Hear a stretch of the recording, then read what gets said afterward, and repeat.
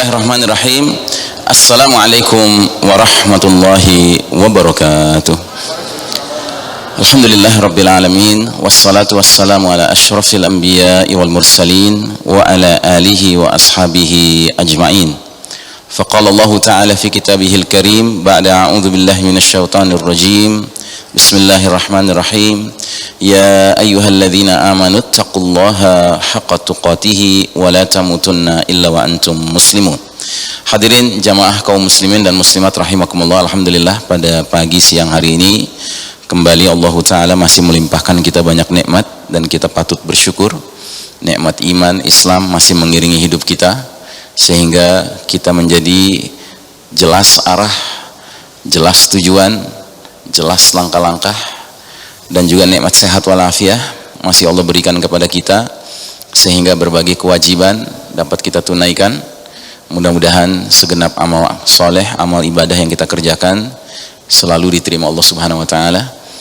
Dan khususnya pada hari ini kita bersyukur Allah izinkan kita hadir di majelis ilmu, sebuah majelis yang kata Nabi sallallahu alaihi wasallam para malaikat ikut hadir mendoakan ampunan Allah bagi hamba-hambanya yang menuntut ilmu semata-mata mengejar ridha Allah Subhanahu wa Ta'ala. Dan kita berharap majelis ini diberkahi Allah Ta'ala sehingga ilmu yang kita terima bermanfaat dunia dan akhirat. Dan kita tentunya tidak lupa menyampaikan setinggi-tingginya salawat salam sejahtera bagi manusia pilihan, imamul muttaqin, pemimpin orang-orang bertakwa, qaidil mujahidin, panglima para mujahid yang sejati, Nabiullah Muhammad sallallahu alaihi wasallam, keluarganya, sahabatnya dan para pengikutnya yang setia hingga akhir zaman. Dan mudah-mudahan kita tergolong umatnya yang dirahmati Allah Ta'ala dan umatnya yang mendapat keistimewaan syafaat Rasulullah sallallahu alaihi wasallam di hari berbangkit nanti. Amin ya rabbal alamin. Saudara sekalian rahimakumullah, kajian akhir zaman pada pertemuan keempat ini mengambil tema turunnya Isa al-Masih alaihi salam. Nuzulu Isa al-Masih alaihi salam. Kita umat Islam mempunyai keyakinan yang mirip dengan kaum Nasrani. Kaum Nasrani meyakini bahwa Jesus Christ will descend from the heavens. Mereka menyebutnya Yesus Kristus, Jesus Christ. Kita menyebutnya Isa al-Masih. Ya. Sebenarnya sama saja. Itu sosok yang sama. Ya. Hanya karena mereka orang Barat, orang Inggris, mereka menyebut Isa itu Jesus. Ya. Kita menyebutnya Isa. Ya. Nah, orang-orang Nasrani di Indonesia ya ke barat-baratan lah, jadi Yesus gitu. Ya. Kalau kita menyebutnya Isa.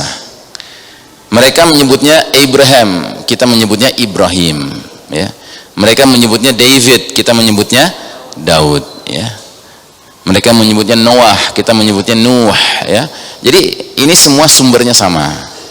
Nah, hanya saja pemahaman dan keyakinan kita akan turunnya Isa alaihissalam jelas sangat berbeda dengan pemahaman dan keyakinan kaum Nasrani.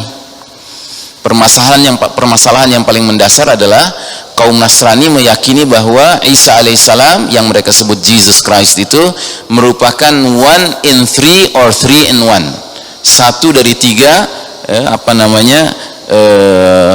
tokoh-tokoh utama akidah mereka, keyakinan mereka.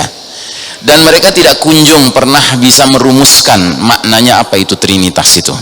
Ya. Dulu ada kawan saya, dia laki-laki, dia punya kenalan relasi seorang ibu-ibu Nasrani. Ya. Waktu itu zamannya masih zaman BlackBerry ya, jadi kontak-kontakan tuh pakai BlackBerry. Nah, jadi kawan saya ini bertanya kepada si ibu itu, Bu, sebenarnya menurut iman Kristen, apakah Yesus itu Tuhan atau Nabi? Ya.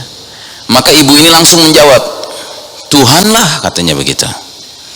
Terus kawan saya tanya lagi, kalau memang dia Tuhan, kenapa ada riwayat yang menyebutkan sewaktu Yesus disalib, Yesus berkata, Eli, Eli, lama sabaktani, yang artinya, Tuhan, Tuhan, kenapa engkau meninggalkan aku? Kan aneh katanya, masa Tuhan manggil-manggil Tuhan gitu. Akhirnya si ibu ini diam, nggak ngomong, nggak jawab sama sekali. Nah, kemudian nggak berapa lama dia jawab, tapi dia bilang, mohon maaf, saya di tengah kemacetan, katanya gitu. Ya. Baru seminggu lagi dia jawab. Nah, apa kata dia? Dia jawab, oh iya, ternyata Yesus itu nabi, bukan Tuhan, katanya gitu. Jadi dalam waktu seminggu orang bisa berubah posisinya dari Tuhan jadi nabi, gitu ya. Ini menunjukkan betapa tidak jelasnya konsep Trinitas di kalangan mereka sendiri. Jangankan di kalangan kita, Pak, di kalangan mereka sendiri konsep Trinitas ini nggak jelas ya. Nah, kita nggak punya pemahaman seperti itu. Bagi kita Isa alaihissalam adalah nabiullah, nabi dari sekian nabi-nabi Allah Subhanahu wa taala. Namun Isa alaihissalam mengalami hal yang unik dalam kehidupannya, yaitu dia sempat ditahan di langit ribuan tahun oleh Allah Subhanahu wa taala untuk kemudian melanjutkan kehidupannya lagi di akhir zaman. Dia akan turun di suatu tempat yang Nabi Muhammad sallallahu alaihi wasallam sudah sampai menyebutkan secara persis tempatnya di mana. Ya, dalam hadisnya dikatakan fi manaratil bayda fi syarqi Dimashq. Di sebuah menara putih Isa alaihissalam akan turun, diantarkan dua malaikat di sebelah timur kota Damaskus ya. Jadi menara putih kota Damaskus sebelah timur itu diyakini oleh para ulama sebagai Masjid Al-Umawi. Kadang disebut Masjid Al-Umawi, kadang disebut Masjid Al-Amawi ya.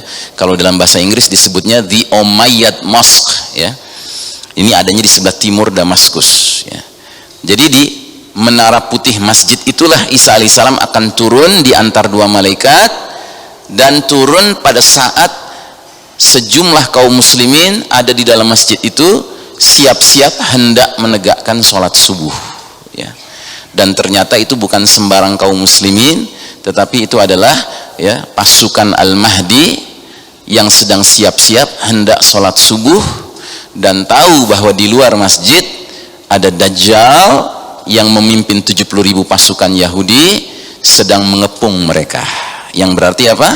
Mereka tahu habis sholat subuh harus berperang melawan musuh yang luar biasa, itu Dajjal gitu. Tiba-tiba sebelum qomat dikumandangkan, jamaah kaum muslimin itu melihat dari langit turun sosok Isa alaihissalam di menara putih itu. Masya Allah ya. Nah, jadi kita meyakini bahwa Isa alaihissalam akan turun juga di akhir zaman sebagaimana orang Nasrani meyakini hal itu. Hanya tentu pemahaman dan keyakinan kita berbeda dengan pemahaman dan keyakinan mereka. Kalau mereka meyakini Isa alaihissalam itu, Jesus Christ itu minimal anak Tuhan, maksimal Tuhan itu sendiri gitu. Kalau kita tidak. Kita umat Islam alhamdulillah sejak masih kecil-kecil ya, muslim itu, adik-adik kita, anak-anak kita masih kecil-kecil sudah hafal surat Al-Ikhlas ya. Sedangkan dalam surat Al-Ikhlas tegas sekali dinyatakan sebagai akidah Islamiyah bahwasanya lam yalid wa lam yulad wa lam yakul lahu kufuwan ahad. Ya, anak kecil muslim sudah hafal itu. Allah tidak diperanakan, Allah tidak beranak. Artinya Allah itu bukan ayahnya seseorang dan Allah bukan anaknya seseorang. Wa lam yakul lahu kufuwan ahad, dan Allah tidak bisa diserupakan dengan siapapun dan apapun. Artinya tidak mungkin Isa alaihissalam itu adalah Allah, tidak mungkin gitu. Dan Isa alaihissalam tidak pernah mengajak kaumnya untuk mengatakan supaya mereka menyembah dirinya, tidak pernah. Ada ayatnya, silahkan dicatat nanti diperiksa, surat Ali Imran ayat 79. Di situ disebutkan oleh Allah Ta'ala, makana li basyarin ayyutiyahullahu al-kitaba wal hukma wan nubuwata thumma yaqula lin-nasi kunu ibadan li min dunillah walakin kunu rabbaniyina bima kuntum tuallimuna al-kitaba wa bima kuntum tadrusun. Artinya, tidaklah pantas seorang manusia yang Allah berikan kepadanya kitab, hikmah dan kenabian lalu akan berkata kepada pengikut-pengikutnya, jadilah kalian hamba-hambaku, bukan hamba-hamba Allah. Tetapi yang pantas dia katakan adalah kunu rabbaniyin, jadilah kalian orang-orang yang rabbani. Apa artinya rabbani? Artinya orang-orang yang gemar mengajarkan isi Alkitab dan gemar mempelajarinya. Itu orang-orang rabbani ya. Nah, jadi dari ayat ini jelas tegas Isa alaihissalam tidak pernah menyuruh kaumnya, pengikutnya untuk menyembah dirinya, yang berarti memperlakukan dirinya sebagai Tuhan, tidak pernah. Jadi ini ada sebuah penyimpangan sejarah, ya. Dan penyimpangan sejarah ini diawali dengan munculnya seorang tokoh Yahudi yang pura-pura masuk Kristen, kemudian menyebarkan ajaran Trinitas. Siapa namanya? Siapa yang tahu? Namanya Paulus, ya. Jadi Paulus ini asalnya Yahudi, kemudian menyusup ke dalam barisan orang-orang Kristen dan mengaku dirinya murid Isa alaihissalam, Jesus Christ, padahal nggak pernah ketemu. Mereka punya rentang waktu yang berbeda dalam kehidupan, dan posisinya juga berbeda, lokasinya. Tapi dia mengklaim dirinya murid spesialnya Yesus Kristus. Pengertian spesial itu bagaimana? Dia mendapat ajaran dari Yesus Kristus dalam bentuk dia ketemu, ya, padahal nggak ketemu, begitu. Kan ada juga ya kalangan orang-orang Islam yang model gitu, ya, bilangnya ketemu Nabi padahal nggak ketemu Nabi, gitu. Ada nggak orang Muslim kayak gitu? Ada juga ya, bilangnya, oh dia tadi ada di sini di Bandung, ya kan? Tapi dia ini hari Jumat, dia sholat Jumatnya di Mekah, gitu kan? Ada yang model gitu kan? Ada ya model gitu ya. Nah ini Paulus model gitu juga, nggak ketemu sama Yesus tapi ngakunya ketemu, terus dapat wahyu-wahyu gitu. Nah jadi saudaraku rahimakumullah, Isa alaihissalam bagi kita adalah salah satu nabi Allah yang kita hormati, yang kita muliakan, yang kita juga cintai, ya. Nah Isa alaihissalam ini dalam konteks akhir zaman termasuk min alamatis sa'ah, termasuk tanda-tanda sudah dekatnya kiamat. Turunnya Isa alaihissalam pertanda dunia sudah mendekati kiamat, dan dia termasuk min alamatil kubro, tanda-tanda besar kiamat. Dia bukan tanda kecil, ya. Ingat, tanda kecil itu ciri-cirinya adalah dia datang lebih dahulu pada umumnya dan jumlahnya banyak. Tapi tanda-tanda besar jumlahnya hanya 10, datang belakangan ketika kiamat sudah dekat sekali akan terjadi. Dan semua tanda besar yang 10 itu semuanya bersifat spektakuler, bersifat dahsyat, ya, extraordinary. Contohnya matahari terbit dari tempat terbenamnya, itu tanda besar. Ini peristiwa dahsyat. Contohnya dabatul ard, binatang melata keluar dari perut bumi untuk memberi tanda siapa orang beriman, siapa orang kafir. Kalau ketemu orang beriman, binatang ini akan membuat orang beriman itu wajahnya cemerlang.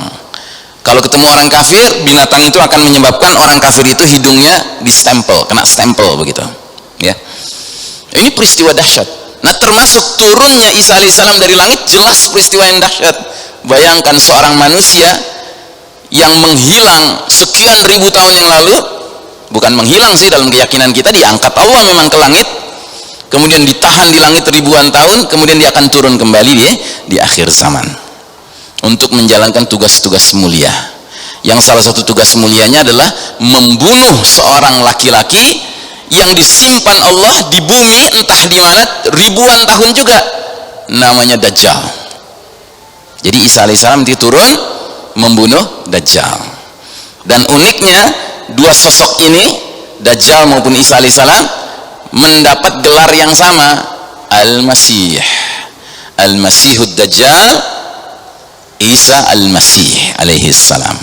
Nah kita yang orang Indonesia nggak ngerti bahasa Arab bingung aja, kok dua sosok yang nantinya satu membunuh yang lainnya julukannya sama, gelarnya sama. Tapi kalau kita sedikit ngerti bahasa Arab, faham kita. Al-Masih itu punya banyak makna, dan diantara maknanya ada yang bertentangan. Bagi kita Al-Masih Isa alaihissalam itu artinya laki-laki yang nantinya akan berperan sebagai juru selamat, ya. Dia membunuh Dajjal, dia mengajak semua orang kafir, ahli kitab bertaubat mengikuti agama Nabi akhir zaman, agama Islam ini. Termasuk Al-Masih Isa alaihissalam juga punya makna yang menghapuskan, yang mengusap. Mengusap apa? Mengusap manusia-manusia yang beriman yang kena dampak dari kejahatan fitnahnya Dajjal sehingga menderita aneka penderitaan. Sama Isa alaihissalam nanti mereka diusap, disembuhkan dari aneka penyakit mereka, diberi hiburan oleh Isa alaihissalam. Sedangkan Al-Masihud Dajjal, Al-Masih di sini maknanya apa? maknanya adalah yang terhapus. Terhapus apanya? Salah satu matanya terhapus, makanya dia menjadi a'war, menjadi bermata sebelah, ya. Mata sebelah ini maknanya bukan matanya satu di tengah, Pak, matanya dua, tapi karena satu sebab terhapus sebelahnya. Dan sebab dia terhapusnya karena peristiwa apa? Peristiwa tanda besar juga, yaitu munculnya dukhan. Masih ingat dukhan? Ya, apa artinya dukhan? Kabut asap, ya. Kabut asap yang menyelimuti planet bumi kita ini 40 days and 40 nights, 40 hari 40 malam gelap gulita, yang disebabkan karena batsyatul kubro, hantaman keras dari langit.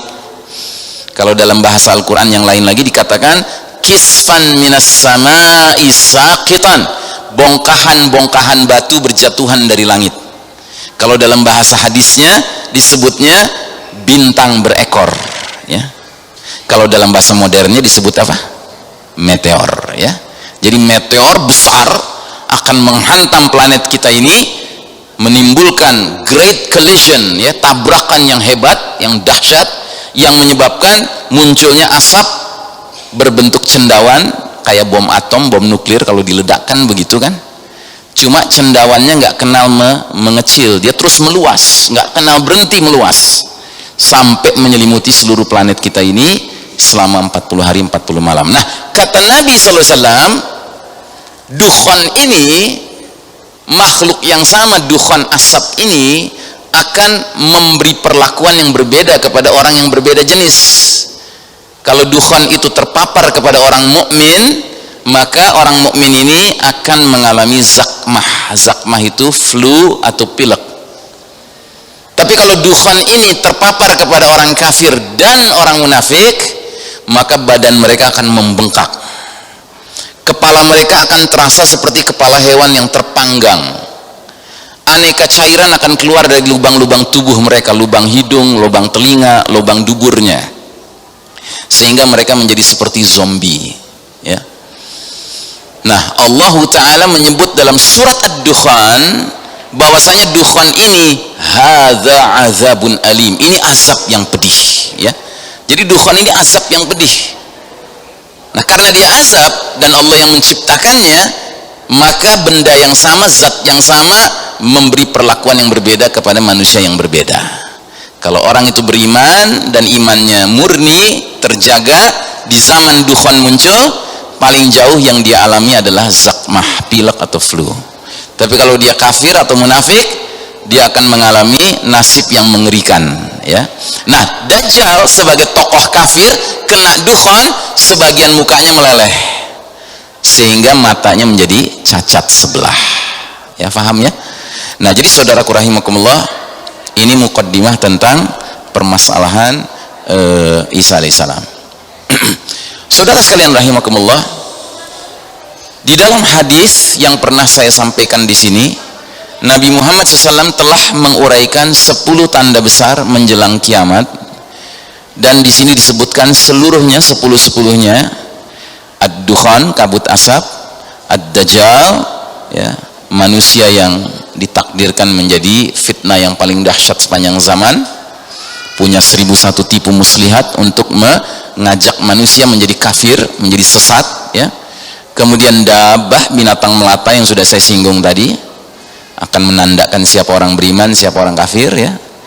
Kemudian matahari terbit dari tempat terbenamnya, yang pada hari itu ketika manusia menyaksikan matahari terbit dari tempat terbenamnya, berarti pintu taubat sudah tertutup. Kalau ada orang yang baru mau bertobat ketika matahari sudah keburu terbit dari tempat terbenamnya dari barat, maka itu terlambat, ya, too late, nggak akan diterima taubatnya. Selanjutnya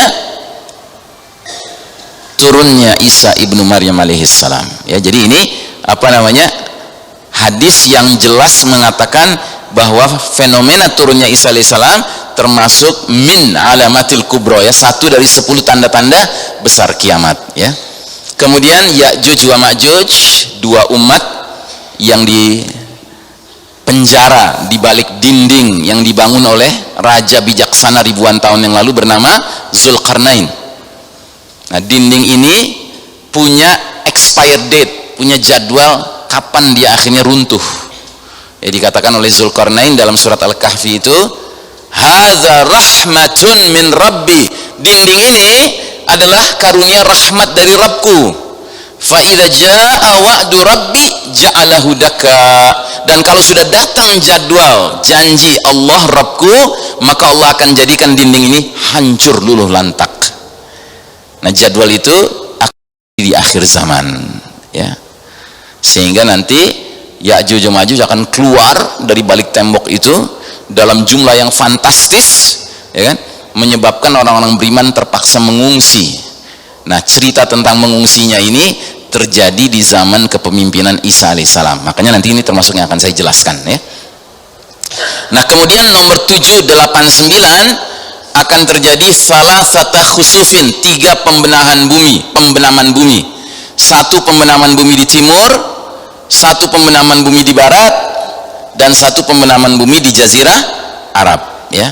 Nah, saudara sekalian rahimakumullah, mohon maaf saya harus pindah ke slide yang lain untuk memberikan gambaran tentang pembenaman ini.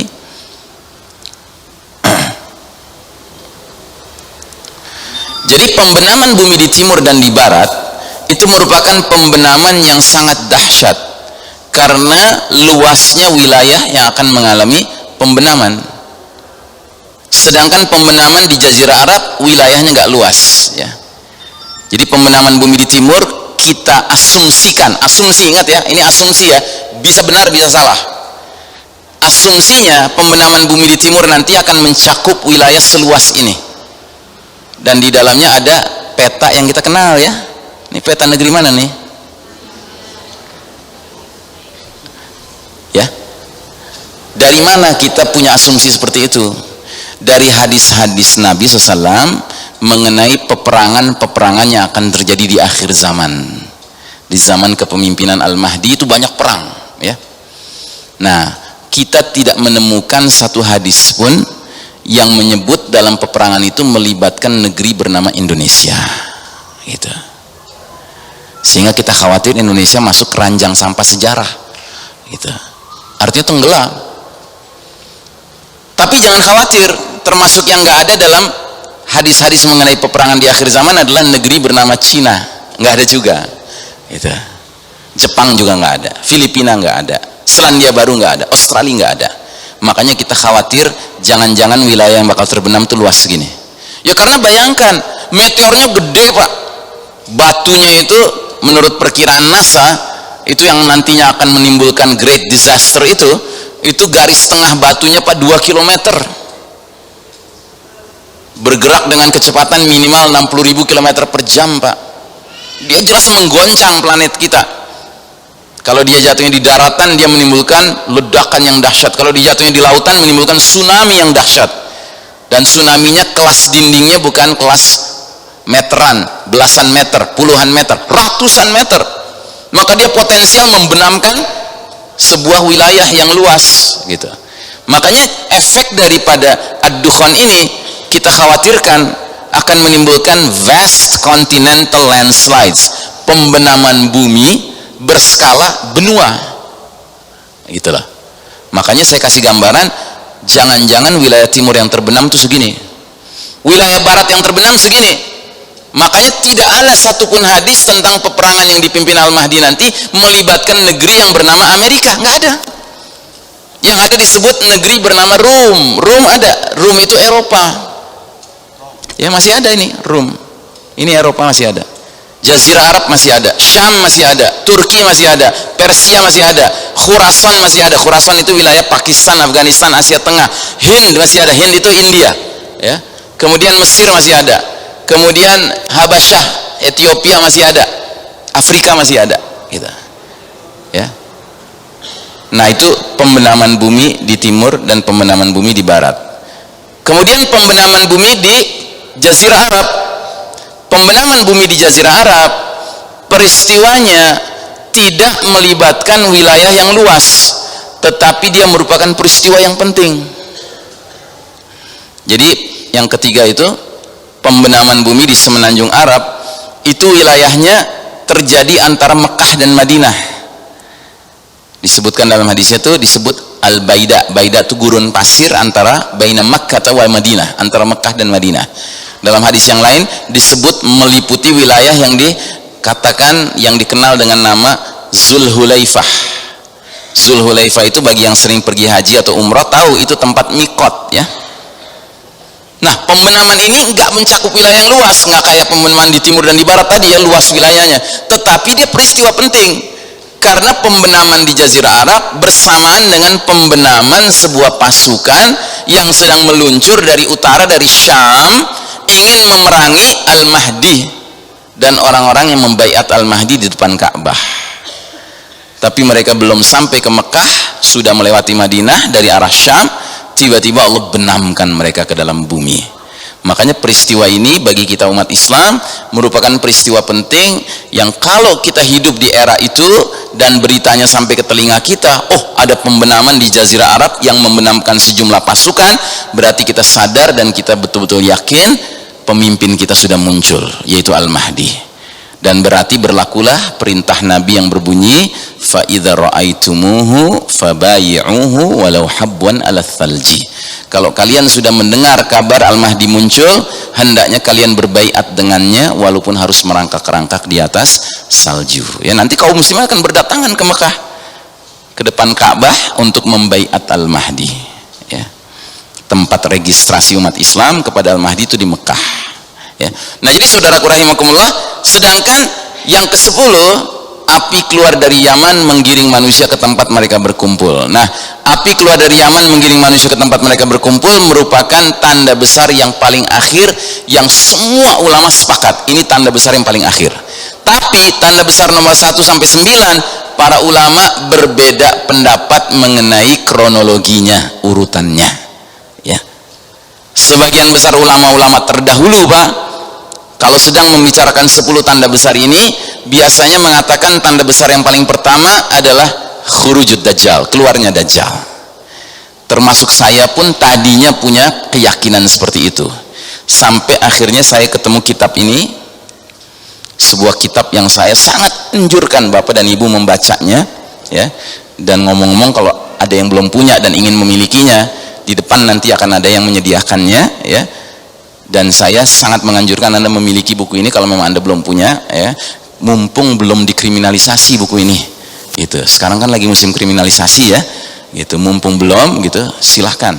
Nah, kenapa saya menganjurkan Anda membaca kitab ini? Karena kitab ini menurut pendapat saya, sesudah saya membaca banyak kitab-kitab ulama kita mengenai akhir zaman, ini merupakan kitab yang paling komprehensif tentang ilmu akhir zaman. Sudahlah dia komprehensif, kemudian dia up to date. Kenapa? Karena penulisnya adalah seorang berilmu yang hidup di zaman kita sekarang ini. Ya. Ingat gak ada hadis tentang periodisasi perjalanan umat Islam? Berapa jumlah periode babak yang dialami umat Islam totalnya berapa?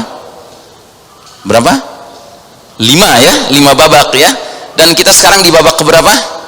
Babak keempat, Masya Allah. Bayangkan. Jumlah babak perjalanan umat Islam cuma 5, kita sekarang hidup sudah di babak keempat. Ibarat Anda buka film di YouTube gitu kan, yang Anda tahu film itu 5 babak, tapi begitu Anda buka, tiba-tiba yang Anda tonton langsung babak keempat. Hitungannya Anda sedang nonton film itu di awal, di tengah, menjelang akhir. Menjelang akhir ya. Dan kalau kita perhatikan babak demi babak ini, kita lihat bahwa ternyata umat Islam sekarang hidup di babak keempat ini babak yang paling kelam dalam sejarah umat Islam. Posisi kita sekarang di bawah, ini garis putih putus-putus ini posisi perjalanan umat Islam, dengan ada garis merah sebagai pembatas yang membedakan. Kalau masih di atas tandanya umat Islam sedang berjaya, kalau di bawah artinya umat Islam sedang kalah, sedang runtuh ya. Dan kita semenjak tahun 1342 memasuki era kekalahan, era keruntuhan umat Islam. Karena apa? Karena Allah Ta'ala mentakdirkan adanya sunnatut tadawul, sunnah giliran. Ya, qadarullah, kita sekarang hidup di giliran kita sedang kalah ya. Mau protes sama Allah nggak boleh, kalaupun mau nggak boleh itu. Dan Allah sudah katakan bahwa memang ini giliran, ada gilirannya gitu loh. Ini kan ayatnya, wa tilkal ayyamu nudawiluha bainan nas, dan demikianlah hari demi hari masa kejayaan dan keruntuhan itu kami pergilirkan di antara manusia agar mereka mendapat pelajaran. Jadi kita pernah mengalami giliran meraih kemenangan di babak pertama, di babak kedua, di babak ketiga, tapi kemudian ada gilirannya kita mengalami kekalahan di babak keempat sekarang ini, ya.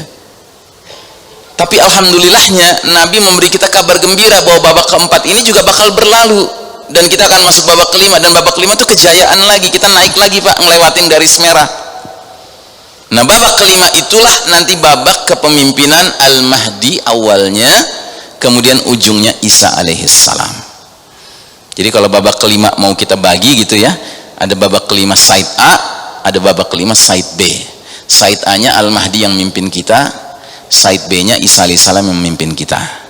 Nah side A nya kita bersama Al-Mahdi itu sibuk ngapain? Sibuk berperang untuk memperluas dan memperluas khilafah ala minhajin nubuwah. Sedangkan side B nya nanti setelah Isa alaihissalam turun, ya, kita cuma terlibat satu perang lagi, yaitu perang melawan Dajjal yang memimpin 70.000 pasukan Yahudi. Dajjalnya dibunuh Isa alaihissalam, tentara-tentara Yahudinya dibunuh oleh pasukan Al-Mahdi, yang mudah-mudahan kalau umur kita panjang kita termasuk di dalamnya ya. Kita nggak termasuk di dalam pasukan yang ngebela Dajjal, na'udzubillah min dzalik. Namanya salah registrasi itu ya. Kita jangan salah registrasi. Nah jadi saudaraku rahimakumullah, sedangkan setelah itu ada satu lagi masalah yang harus dihadapi, yaitu Ya'juj wa Ma'juj. Tapi itu tidak dalam bentuk peperangan, itu dalam bentuk Allah Ta'ala akhirnya mengabulkan doa orang-orang beriman yang dipimpin Isa alaihissalam, sehingga Allah langsung mengirim tentara-tentara Allah menghancurkan Ya'juj wa Ma'juj lewat makhluk kecil saja, cacing atau ulat ya, yang menggigit tengkuk dari Ya'juj wa Ma'juj, yang jumlahnya banyak sekali mereka itu, yang berarti cacingnya juga banyak sekali, sehingga mereka mati seketika gitu. Nah setelah itu dunia damai luar biasa, penuh keberkahan, nggak ada orang mau menerima sedekah. Kesibukan manusia ketika itu cuma dua saja, kalau nggak beribadah, kalau nggak bercocok tanam. Itu saja kesibukannya, sampai-sampai nanti pedang tidak lagi berfungsi sebagai alat perang, tetapi berfungsi sebagai sabit ya, untuk bercocok tanam. Sampai-sampai kuda harganya murah, karena nggak ada lagi guna kuda itu yang mesti dipakai untuk perang selama ini. Justru yang agak berharga adalah sapi untuk menggarap tanah ya. Baik, nah jadi saudaraku rahimakumullah, kita langsung saja kepada pembahasan tentang Isa alaihissalam. Nah ini sedikit saja saya bacakan. Babak kelima perjalanan sejarah umat Islam merupakan babak kepemimpinan khilafah ala minhajin nubuwah. Islam dan umat Islam berjaya kembali. Al-Mahdi bersama Isa alaihissalam akan memimpin babak tersebut. Mohon maaf.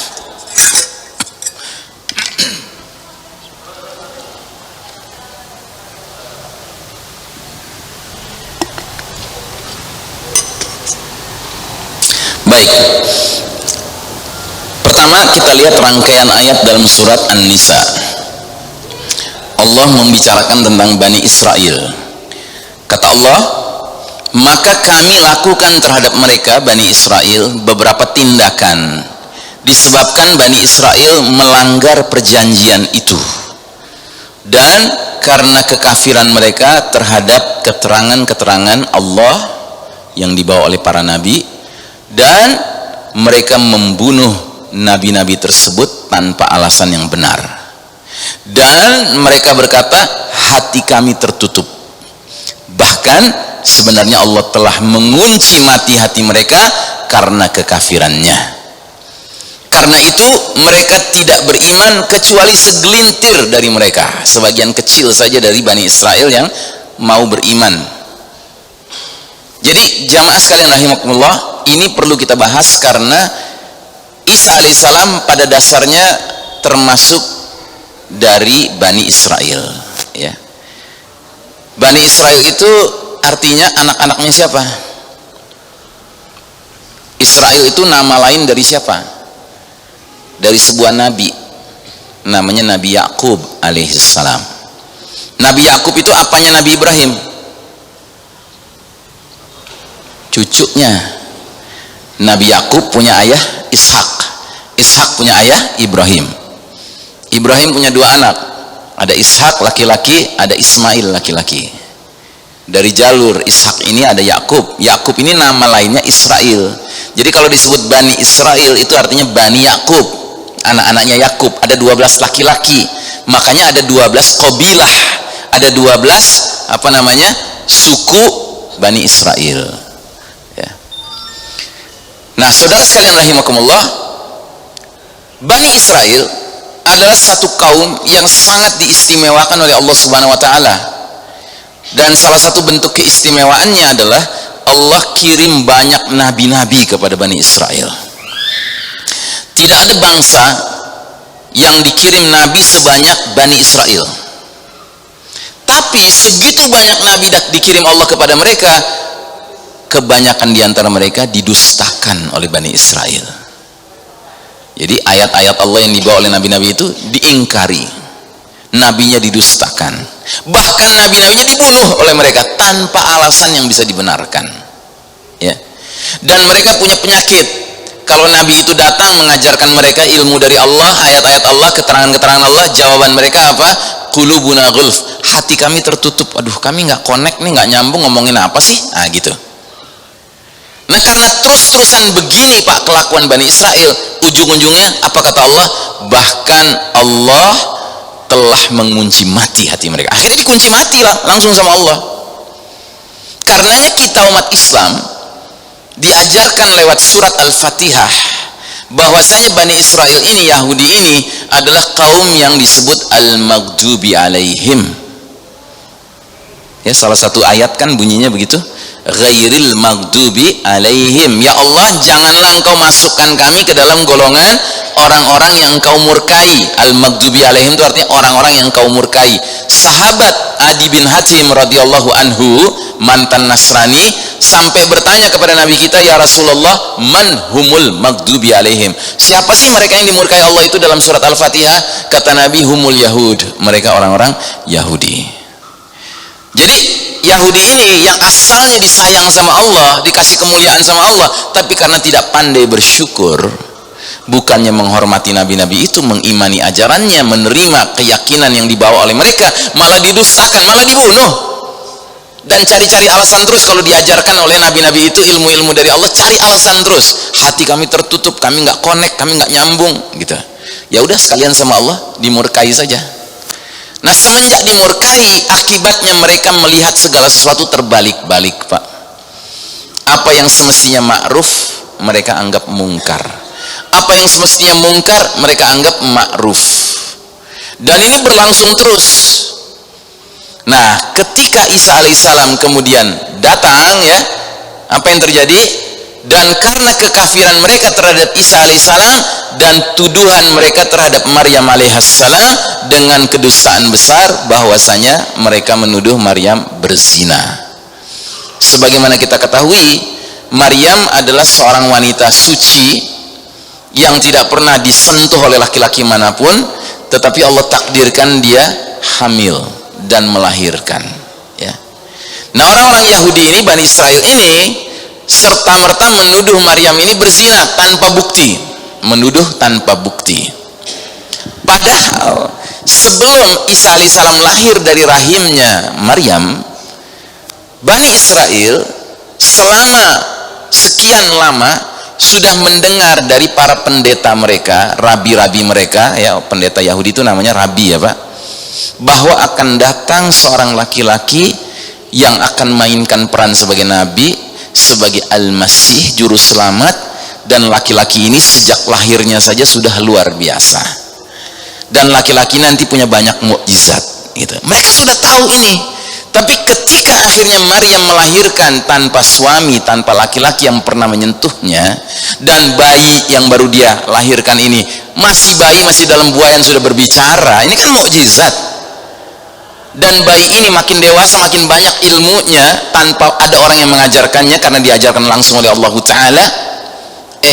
Bukannya mereka mengimani laki-laki ini sebagai nabi yang dimaksud, sebagai Al-Masih juru selamat yang dimaksud, malah mereka tuduh laki-laki ini sebagai pembohong. dan mereka tuduh ibunya pezina. Nauzubillah min dzalik, ya. Nah, di dalam surat Ali Imran ayat ke Allahumma shalli ala Muhammad 48, Allah Subhanahu wa taala berfirman, wa yu'allimuhul kitaba wal hikmata wat taurata wal injil, dan kami Allah ajarkan kepada Isa alaihissalam Alkitab, hikmah, Taurat dan Injil. Kita selama ini taunya Nabi Isa alaihissalam cuman menerima wahyu kitab apa? Injil, ya. Tapi dari ayat ini jelas bahwa Allah Ta'ala langsung mengajarkan kepada Isa alaihissalam selain Injil juga Taurat. Taurat itu diturunkan Allah kepada Nabi siapa? Nabi Musa alaihissalam. Nabi Musa sebelum atau sesudah Nabi Isa alaihissalam? Jauh sebelum Nabi Isa alaihissalam, ratusan tahun, sekian abad sebelum Isa alaihissalam. Semenjak wafatnya Musa alaihissalam, kitab Taurat ini oleh para pendeta Yahudi, pendeta Bani Israel, diutak-atik sampai lama-kelamaan dia banyak mengalami penyimpangan. Sudah ratusan tahun menyimpang kitab ini, Isa alaihissalam muncul. Isa alaihissalam diajarkan oleh Allah langsung Taurat.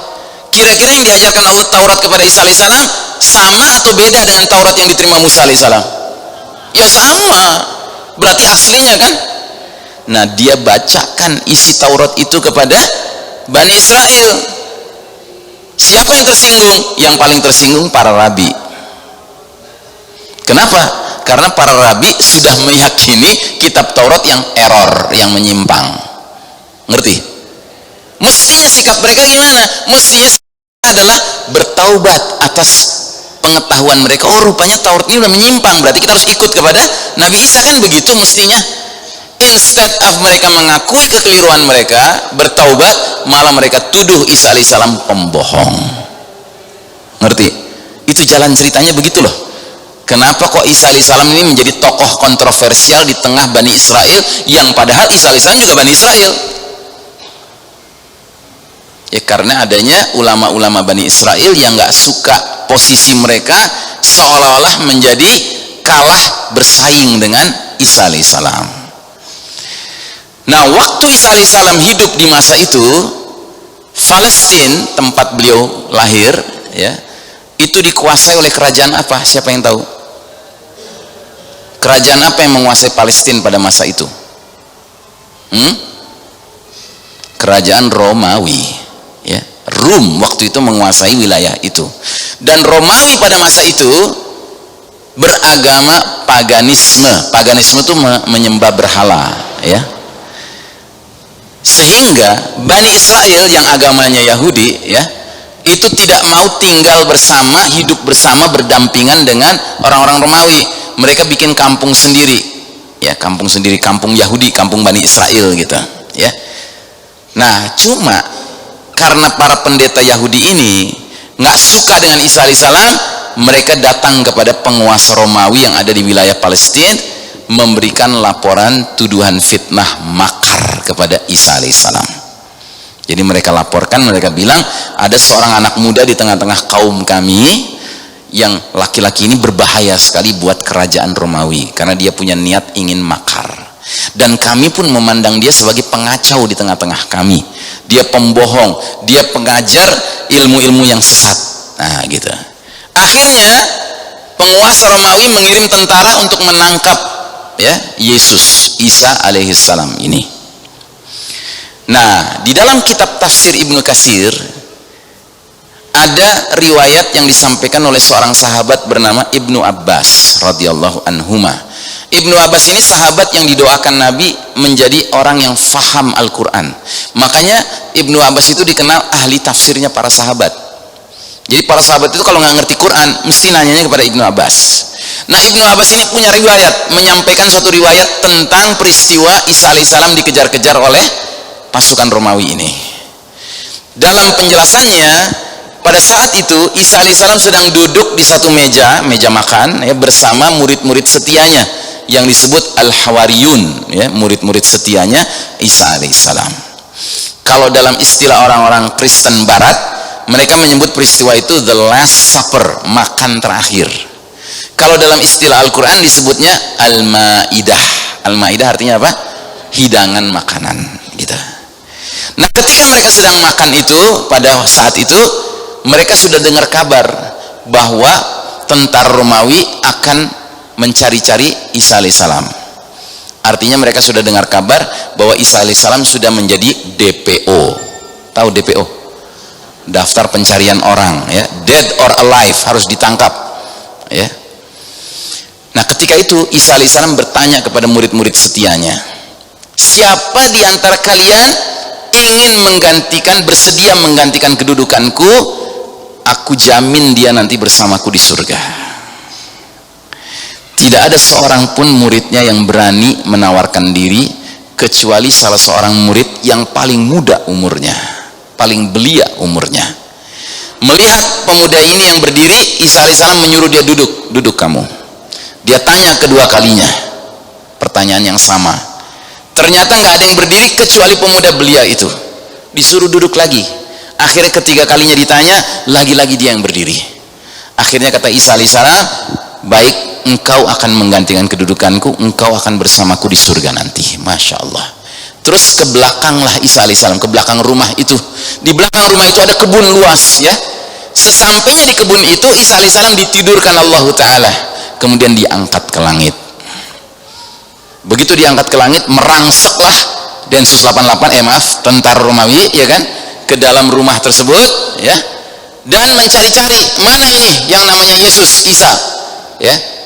Kan zaman itu belum ada Facebook, nggak bisa tahu mana dia, tokoh ini namanya mana, wajahnya kayak apa, nggak tahu, ya kan. Akhirnya mereka tanya kepada para rabi-rabi yang mendampingi mereka, para pengkhianat ini, yang mana yang namanya Yesus itu.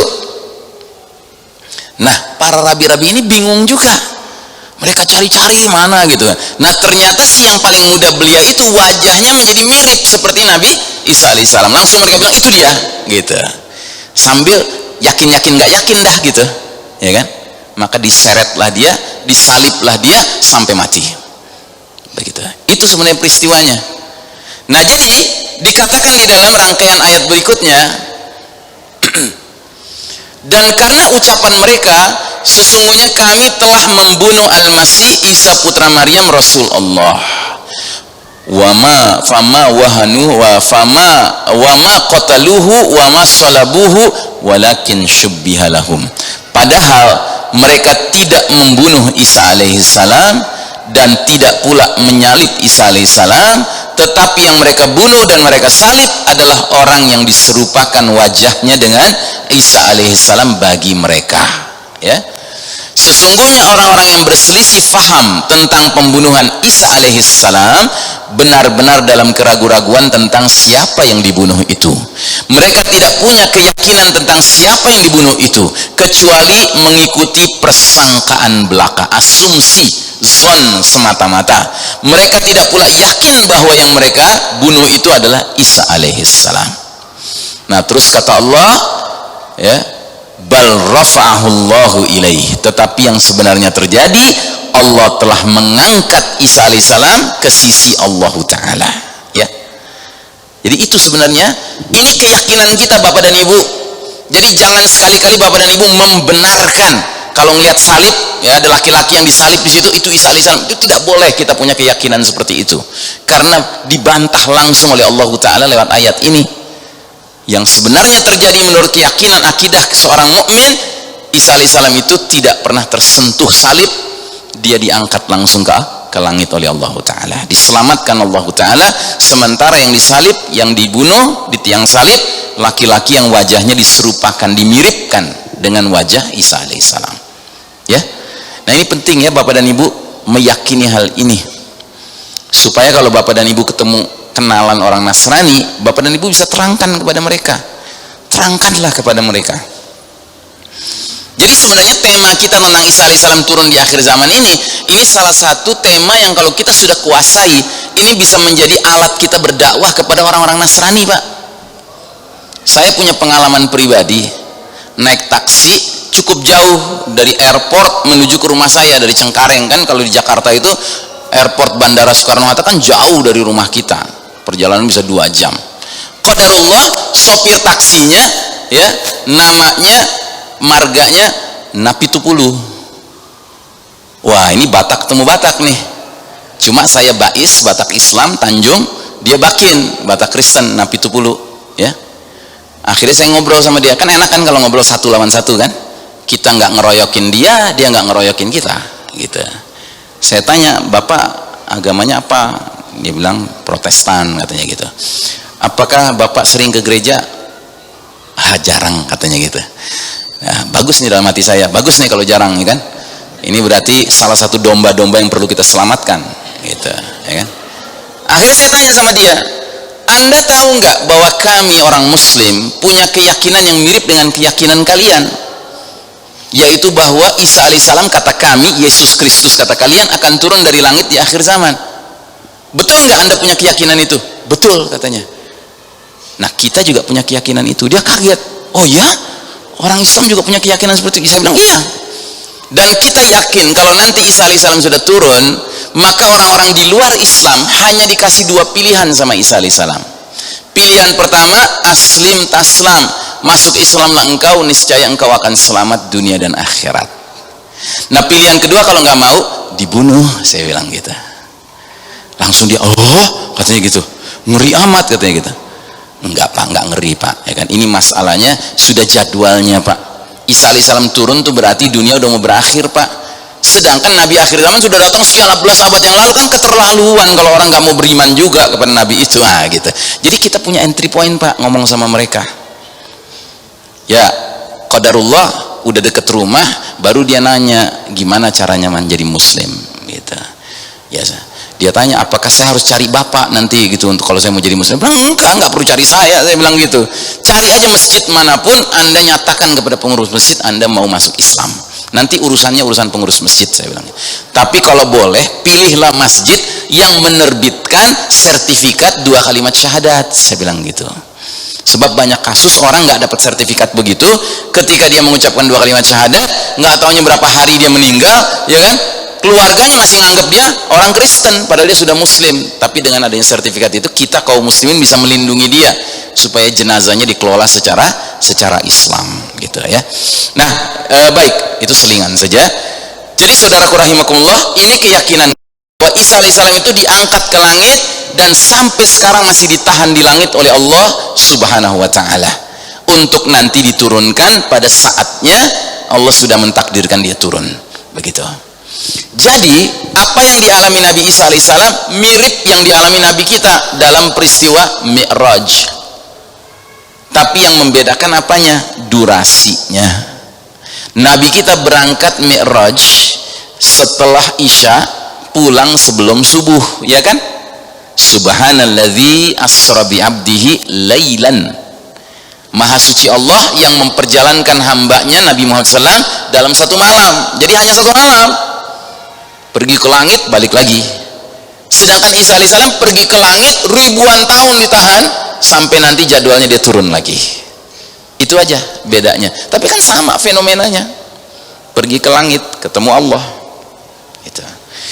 Nah, karenanya sebahagian ulama punya pendapat, sewaktu Nabi Muhammad SAW Mi'raj ke langit pada malam itu, kan dikatakan dalam hadis-hadis sahih, Nabi kita berjumpa nabi-nabi dulu kan? Nabi-nabi terdahulu di berbagai langit ketemu dengan berbagai nabi yang berbeda-beda, termasuk salah satunya ketemu dengan Nabi Isa alaihissalam. Nah, menurut sebagian ulama, semua nabi-nabi yang lain dijumpai oleh Nabi Muhammad SAW dalam bentuk ruhnya, sedangkan Nabi Isa alaihissalam dijumpai oleh Nabi Muhammad SAW dalam bentuk seluruh dirinya lengkap, karena masih hidup. Sebagaimana Nabi kita juga hidup waktu itu, Isa alaihissalam hidup, mereka berjumpa. Karenanya ulama-ulama ini berkeyakinan bahwa Isa alaihissalam adalah salah satu dari sekian sahabat Nabi Muhammad sallallahu alaihi wasallam.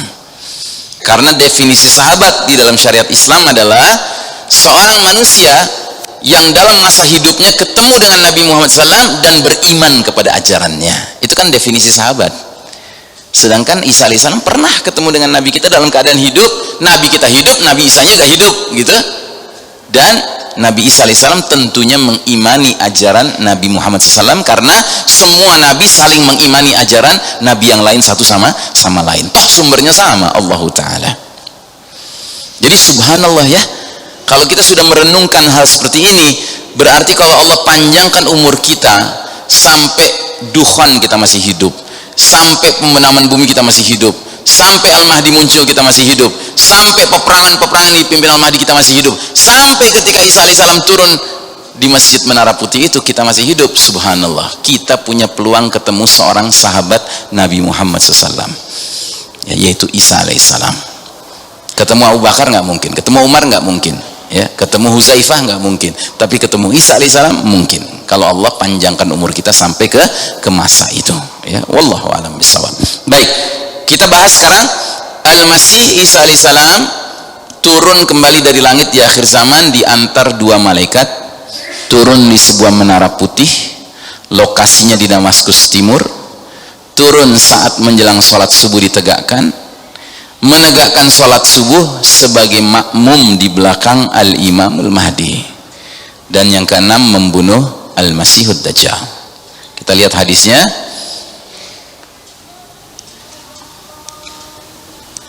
Pertama, hadis, tiba-tiba Isa putra Maryam alaihissalam turun di sebelah timur kota Damaskus di Menara Putih dengan mengenakan dua baju berwantek kekuningan za'faran, seraya meletakkan kedua tangannya di atas sayap dua malaikat. Bila Isa alaihissalam menundukkan kepala, air menetes. Bila dia mengangkat kepala, keringat bercucuran seperti mutiara. Tidak ada seorang kafir pun mencium aroma tubuh Isa alaihissalam kecuali dia bakal mati. Padahal aroma nafas Isa alaihissalam sejauh pandangan matanya. Kemudian Isa alaihissalam akan mencari Dajjal hingga menemuinya di pintu Lut, lalu membunuhnya. Pintu Lut itu pintu sebuah kota di Palestina yang bernama Lot atau Lut, ya. Disitulah Dajjal akan dibunuh oleh Isa alaihissalam dengan tombak. Nah, di sini ada keterangan sedikit, tadi sudah saya singgung keterangan ini. Seorang ulama bernama Ibnu Asir berkata, Dajjal dinamakan Al-Masih karena satu matanya terhapus. Al-Masih berarti orang yang salah satu bagian wajahnya terhapus, tidak bermata dan tidak berpenutup. Al-Masih di sini bermakna maf'ul, objek, ya, dia dikenakan sesuatu padanya. Sedangkan Al-Masih untuk Isa alaihissalam bermakna fa'il, pelaku. Fa'il itu pelaku, bukan objek. Karena Isa alaihissalam nanti akan menjadi penghapus atau pengusap orang sakit sehingga sembuh dengan izin Allah Subhanahu wa Ta'ala. Baik. Nah, kemudian hadis lain lagi, ini hadis pernah saya sampaikan. Tatkala Dajjal melihat Isa alaihissalam di barisan Al-Mahdi, maka dia meleleh sebagaimana garam meleleh dalam air. Kemudian Isa alaihissalam berjalan menuju Dajjal, mengejarnya dan akhirnya membunuhnya, ya. Kemudian dalam hadis yang lain lagi dikatakan, ketika Isa alaihissalam dilihat oleh musuh Allah Dajjal, maka Dajjal meleleh seperti garam yang mencair dalam air. Sekiranya hal itu dibiarkan Allah, sungguh Dajjal akan hancur hingga binasa. Tetapi Allah berkehendak membunuh Dajjal di tangan Isa alaihissalam, maka Isa alaihissalam akan memperlihatkan darah Dajjal di tombaknya, ya, harbatihi. Nah, sedangkan menara yang dimaksud, menara putih itu seperti ini gambarnya. Ini menara putih tempat bakal turunnya Isa alaihissalam. Menara ini adalah salah satu menara sebuah masjid di Damaskus sebelah timur, ya. Dan uniknya hari ini orang-orang di Suriah, karena Damaskus ini ibu kotanya Suriah, ya. Orang-orang di Suriah, termasuk orang Nasrani di Suriah, Pak, menyebut menara ini dengan sebutan Minaret of Jesus, menara tempat bakal turunnya Yesus. Jadi sama, Pak. Kita sampai ke titik tempat bakal turunnya aja sama keyakinannya. Cuma setelah turun nanti siapa yang kecelek kelihatan. Isa alaihissalam nanti begitu turun nggak masuk ke gereja, masuknya ke masjid. Ini dari sudut yang lain gambar dari menara putih tadi. Sedangkan ini gambar masjidnya. Itu bukan menara yang tadi. Menara yang tadi sekarang sudah di belakang kameramennya. Ya, dia ketika memotret menaranya di belakang, ya. Nah, lihat uniknya masjid ini, bagian tengahnya itu berupa selasar yang luas. Selasar yang bisa melihat langit langsung. Jadi Allah pilih masjid ini bukan tanpa maksud. Maksudnya adalah kalau Allah takdirkan Anda atau saya, mudah-mudahan kita jadi pasukan Al-Mahdi, terus ikut sholat subuh di masjid itu, ya kan, sebelum sholat subuh pastinya lah pasukan Al-Mahdi itu dalam kondisi hatinya gelisah. Karena apa? tahu di luar Dajjal sudah mengepung, yang berarti habis sholat kita bakal perang lawan Dajjal. Ini perang heboh ini, karena Dajjal bukan lawan yang main-main, ini lawan yang tangguh. Jadi dalam keadaan getar-getir gitu, ya kan, membayangkan habis sholat harus berperang lawan Dajjal. Tiba-tiba di langit melihat turunnya Isa alaihissalam. Kira-kira perasaannya kayak apa itu? Ya, bukan getar-getir lagi, tapi sudah berubah menjadi mengalami peningkatan moral, ya. Langsung moralnya naik, jadi bersemangat, ya. Mungkin langsung pada bertakbir kali, gitu. Karena tahu inilah yang akan membunuh Dajjal, ya. Nah, karenanya di dalam hadisnya itu disebutkan, atau sebelumnya kita lihat petanya dulu. Ini kota Damaskus, ya, peta kota Damaskus. Nah, di sini lokasi masjid tersebut, Umayyad Mosque. Dia masuk ke dalam wilayah yang disebut dengan the Old City, kota tua dari Damaskus. Jadi Damaskus ada bagian kota kunonya. Nah, di dalamnya itu ada masjid namanya Masjid Al-Umawi, ya. Di masjid itulah ada menara putih tadi, tempat turunnya Isa alaihissalam. Nah, sedangkan Lot, tempat terbunuhnya Dajjal, ya, ini salah satu marka jalan di Palestina, menyebutkan sebentar lagi 40 kilo lagi akan sampai ke kota Lot dalam bahasa Inggris ini. Kalau dalam bahasa Arab dibacanya Al-Lud, ya. Dalam bahasa Ibrani dibacanya Lidda, ya. Dan ini pintu masuk kota Lot. Disinilah Dajjal bangkainya bakal tergeletak, gitu, dibunuh oleh Isa alaihissalam dengan tombaknya. Sedangkan petanya Lot itu adanya di antara Tel Aviv dan Yerusalem, ya. Ini Lot, ini kota Lot. Ini petanya juga. Di sini keterangannya Damaskus, itu mengarah ke Damaskus, ada keterangannya Jesus peace be upon him will descend here. Isa alaihissalam akan turun di sini di kota Damaskus. Sedangkan di sini ada panah menuju kota Lot, keterangannya Dajjal will be killed here. Dajjal akan terbunuh di sini. Dengan keterangan tambahan, which is presently the airport of the Zionist state. Yang hari ini kota Lot ini adalah bandara militer Israel. Jadi pesawat-pesawat militer Israel tuh take off-nya, landingnya di kota Lot ini. Tapi jangan sekali-kali Anda berpikiran, oh Dajjal mau kabur naik pesawat. Enggak. Sudah terjadi shutdown of modern technology. Jangan lupa itu, ya. Ya. Nah, jadi dalam hadisnya dikatakan akan senantiasa ada dari umatku sekelompok orang yang berperang di atas kebenaran. Mereka akan selalu nampak demikian sampai datangnya as-sa'ah. Kemudian turunlah Isa putra Maryam, maka pemimpin mereka Al-Mahdi langsung mempersilahkan Isa alaihissalam mimpin sholat subuh itu. Kemarilah, pimpinlah kami sholat. Tetapi jawaban Isa, perhatikan, tidak, sesungguhnya sebagian kalian atau sebagian lainnya adalah pemimpin sebagai bentuk pemuliaan Allah terhadap umat ini, gitu. Jadi Isa alaihissalam tidak mau menjadi imam, ya, dia maunya Al-Mahdi yang jadi imam. Dan ini sejalan dengan hadis berikut ini. Thumma yanzilu Isa bin Maryam musaddiqan bi Muhammadin sallallahu alaihi wasallam ala millatihi. Kemudian turunlah Isa putra Maryam Nabi Muhammad SAW dan mengikuti millahnya Nabi Muhammad SAW. Jadi kalau Isa alaihissalam langsung jadi imam, bisa diartikan dia mau bawa ajaran baru, dia mau membenarkan agama Nasrani. Tidak, Isa alaihissalam menjadi makmum sebagai bukti dia tidak membawa ajaran baru, dia menjadi pengikut Nabi Muhammad SAW, gitu, ya. Baik, nah kemudian kita masuk kepada bagian berikutnya. Al-Masih Isa ibnu Maryam alaihissalam turun kembali dari langit di akhir zaman, melakukan beberapa tugas mulia: membunuh Dajjal, tadi sudah kita bahas, mengajak kaum kafir dan ahli kitab bertaubat memeluk Islam. 3, menuntaskan kemenangan Islam atas semua agama lainnya. 4, menghancurkan salib dan membunuh babi. 5, menghapuskan jizyah. Anda tahu jizyah? Apa jizyah? Apa? Pajak yang dikenakan kepada orang Nasrani. Tidak, pajak yang dikenakan kepada orang non muslim, bukan hanya Nasrani, yang tinggal di dalam sebuah negara yang memberlakukan syariat Islam. Jadi kalau syariat Islam diberlakukan di suatu negara, orang non muslim boleh tinggal di negara itu dengan syarat setahun sekali harus bayar jizyah, pajak non muslim. Kalau mereka disiplin membayar pajak itu, mereka mendapat julukan kafir zimmi. Apa artinya kafir zimmi? Orang kafir yang dinaungi, dilindungi oleh pemerintah Islam. Jadi kalau disiplin mereka bayar jizyah itu setiap tahun sekali, pemerintah Islam wajib menjamin nyawa mereka aman, harta mereka aman, kebebasan beribadah mereka aman.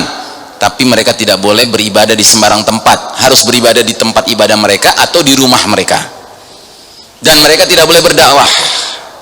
Kenapa? Karena agama mereka agama yang nggak sejalan dengan agama negara. Negara agamanya beriman pada Allah dan Rasulnya, sedangkan dia mau subversif. Gitu. Jadi kalau dalam Islam orang subversif boleh hidup dinaungi Pak, tapi syaratnya bayar jizyah. Gitu. Kalau dalam semua sistem lain Pak, kalau orang sudah ketahuan subversif, wah udah dipenjara, disiksa, kalau perlu dibunuh. Islam itu satu-satunya agama yang memberi solusi. Orang boleh tetap kafir, tinggal di negara Islam, tapi syaratnya bayar jizyah. Dan bayar jizyah itu bukan bayar terus negara nggak punya kewajiban apa, punya kewajiban melindungi mereka, nyawanya, hartanya. Jadi kalau ada musuh nyerang negara Islam, orang-orang non muslim yang bayar jizyah disiplin ini duduk manis di rumah, tentara Islam yang melawan musuh-musuh itu. Paham?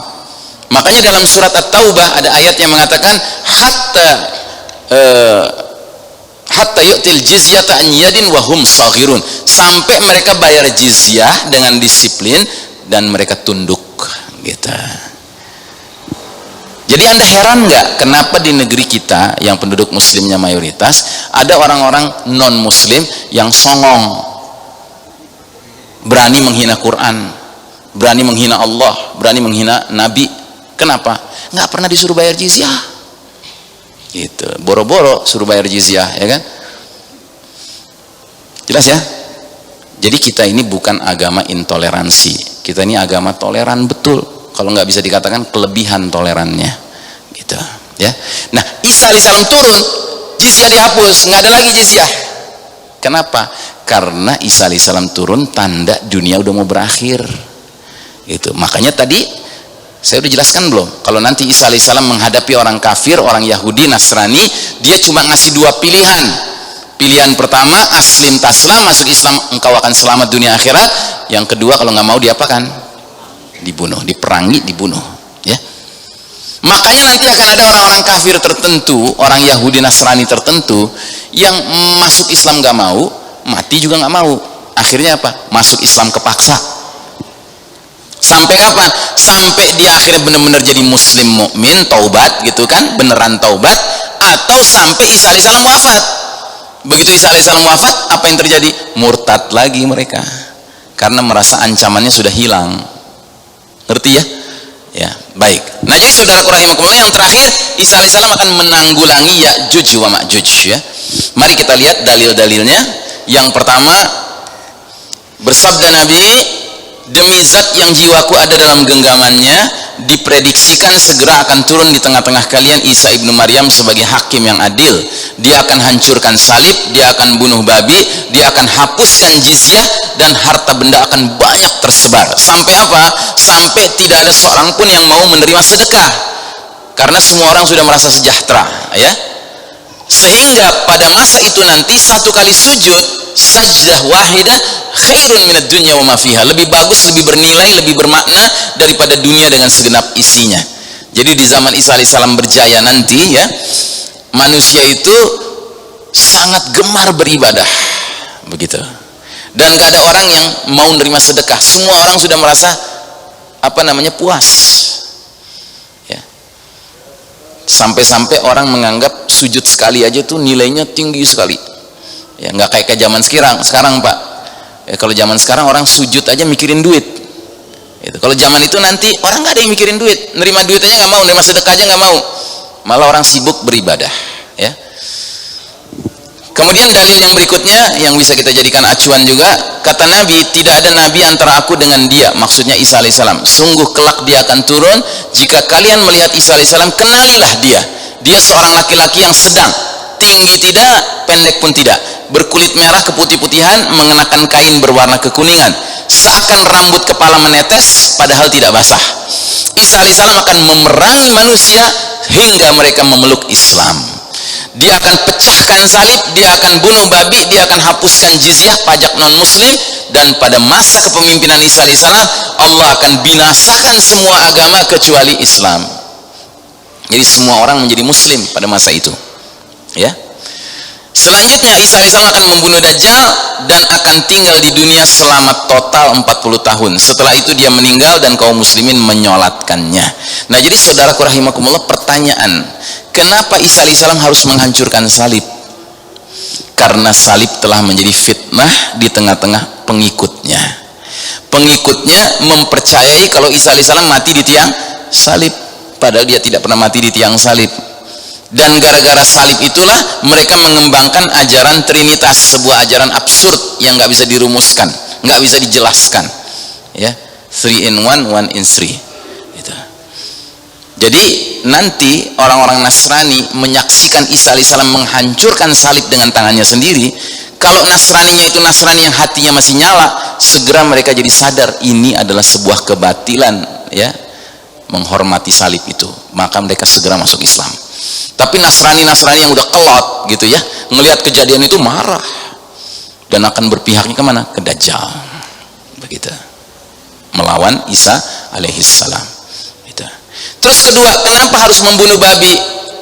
Karena babi telah menjadi fitnah juga bagi kaum Nasrani, yang entah bagaimana ceritanya Nabi Muhammad SAW, Nabi Musa alaihissalam, Nabi Isa alaihissalam mengharamkan babi, tetapi orang-orang Nasrani kok menghalalkannya, ngerti ya?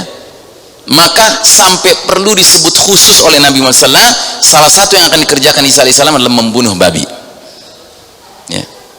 Dan hari ini pigs rule the world, babi menguasai dunia, ya. Baca baik-baik itu. If you think pigs are just food, think again. Kalau Anda menyangka bahwa babi itu cuma urusan makanan, Anda harus mikir ulang.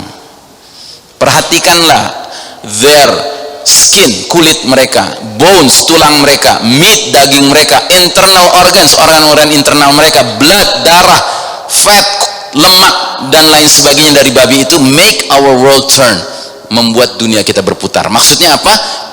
Bisnis babi ini bisnis besar, Pak. Bisnis besar. Coba lihat, dari babi muncullah aneka produk. Bola biliar ada yang dibuat dari bahan babi, korek api ada yang dibuat dari bahan babi, pasta gigi ada yang dibuat dari bahan babi, boneka ada yang terbuat dari bahan babi, sosis sudahlah ya pasti ada yang terbuat dari bahan babi, ya kan? Krayon yang dipakai amain anak-anak kita ada yang terbuat dari bahan babi, ya. Minuman bir ada yang terbuat dari bahan babi, mentega ada yang terbuat dari bahan babi, roti ada yang terbuat dari bahan babi, ya. Lipstick, kosmetik ya ada yang terbuat dari bahan babi, ya. Rokok filternya itu dari hemoglobin babi, ya. Mengerikan sekali. Bahkan ketimpring ya, kulitnya ada yang dari kulit babi yang dipakai buat marawis, ya. Ada yang dari kulit babi, ya. Kemudian kuas ada yang terbuat dari babi. Ibu-ibu masak cake buat suaminya, buat anaknya pakai kuas, nggak sadar gitu bulunya bulu babi. Jadi deh tuh. Kemudian apa lagi? Ya. Ini rokok ya, ini filternya ini yang coklat ini yang buat menyaring ya, menyaring nikotin ya. Itu dari darah babi, hemoglobin babi gitu loh, Pak. Ya, wahai para ahli hisab, tubu ilallahi taubatan nasuha. Ya kan? Anda bukan sekedar merusak diri dengan merokok, tetapi Anda setiap saat kalau pakai rokok yang ada ininya, filternya gitu ya, itu berarti Anda mencium ya, sebagian dari zat babi. Dan ingat ya, babi bukan saja haram dimakan, tapi babi itu najis mughaladhah, najis ekstrim, najis berat, yang kalau kita kesenggol saja dengan zat babi ada prosedur toharoh khusus, 7 kali dengan air, 1 kalinya dengan tanah ya. Nah termasuk apalagi ya, di sini ada gambar apa lagi nih?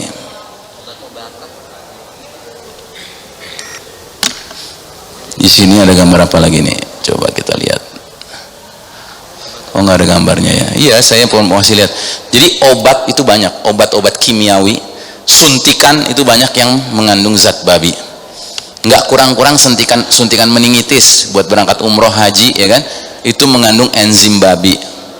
Bayangkan, mau pergi ibadah, mau berdoa di tempat-tempat mustajab, tapi darah kita mengandung babi karena disuntikin ya zat yang mengandung enzim babi.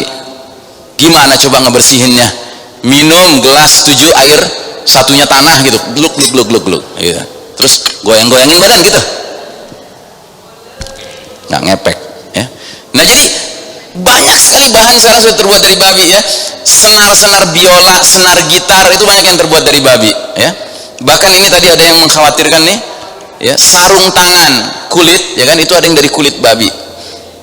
Jas kulit, tas topi kulit, sepatu kulit, hati-hati ya, jangan salah beli. Jaket kulit Anda beli karena mau pergi ke haji gitu kan, dingin di Madinah nanti gitu, nggak taunya salah beli jaket dari kulit babi. Oh, masuk ke Masjidil Nabawi kan, senggol sini senggol sana, waduh apa jadinya jamaah tuh ya kan. Ini era babi gitu loh. Dan ini nggak sampai ke situ saja, sampai ke anak kecil juga dikondisikan untuk senang dengan babi. Coba lihat sosok-sosok animasi yang imut-imut kan babi gitu, jadi anak kecil senang. Terus kita nggak sadar, kita bilang, dek, nak ya kan, tolong dibiasakan nabung di celengan. Kenapa harus celengan itu, piggy bank ya. Nah jadi saudaraku rahimakumullah, ini babi ya. Jadi pantas kalau Nabi Isa alaihissalam nanti salah satu tugasnya membunuh babi, karena udah parah gitu loh, udah kronis ini. Makanya kita harus benar-benar waspada, jangan sampai keluarga kita ya kena efek dari dunia yang sudah kebabian ini gitu. Dan pernah ada penelitian di Malaysia, sepasang jantan betina babi masuk ke dalam satu tempat, kemudian sepasang domba atau kambing jantan betina masuk ke satu tempat ya karena mereka jantan dan betina, mereka berhubungan lah ya, mereka berjima gitu loh ya. Nah kemudian nggak berapa lama setelah itu, di kandang babi tadi dimasukkan lagi satu babi jantan. Nah babi jantan ini terus berbuat dengan yang betina tadi. Nah jantan yang pertama nonton aja, sementara begitu kambing jantan dimasukkan ke dalam kandang kambing jantan betina tadi, si kambing jantan ini mau mendekati yang betina, langsung diseruduk sama jantan yang pertama. Artinya apa? Artinya orang kalau makan babi jiwanya sifatnya mirip babi, nggak jadi punya gairah, nggak punya kecemburuan ketika pasangannya dicolek-colek sama laki-laki lain gitu.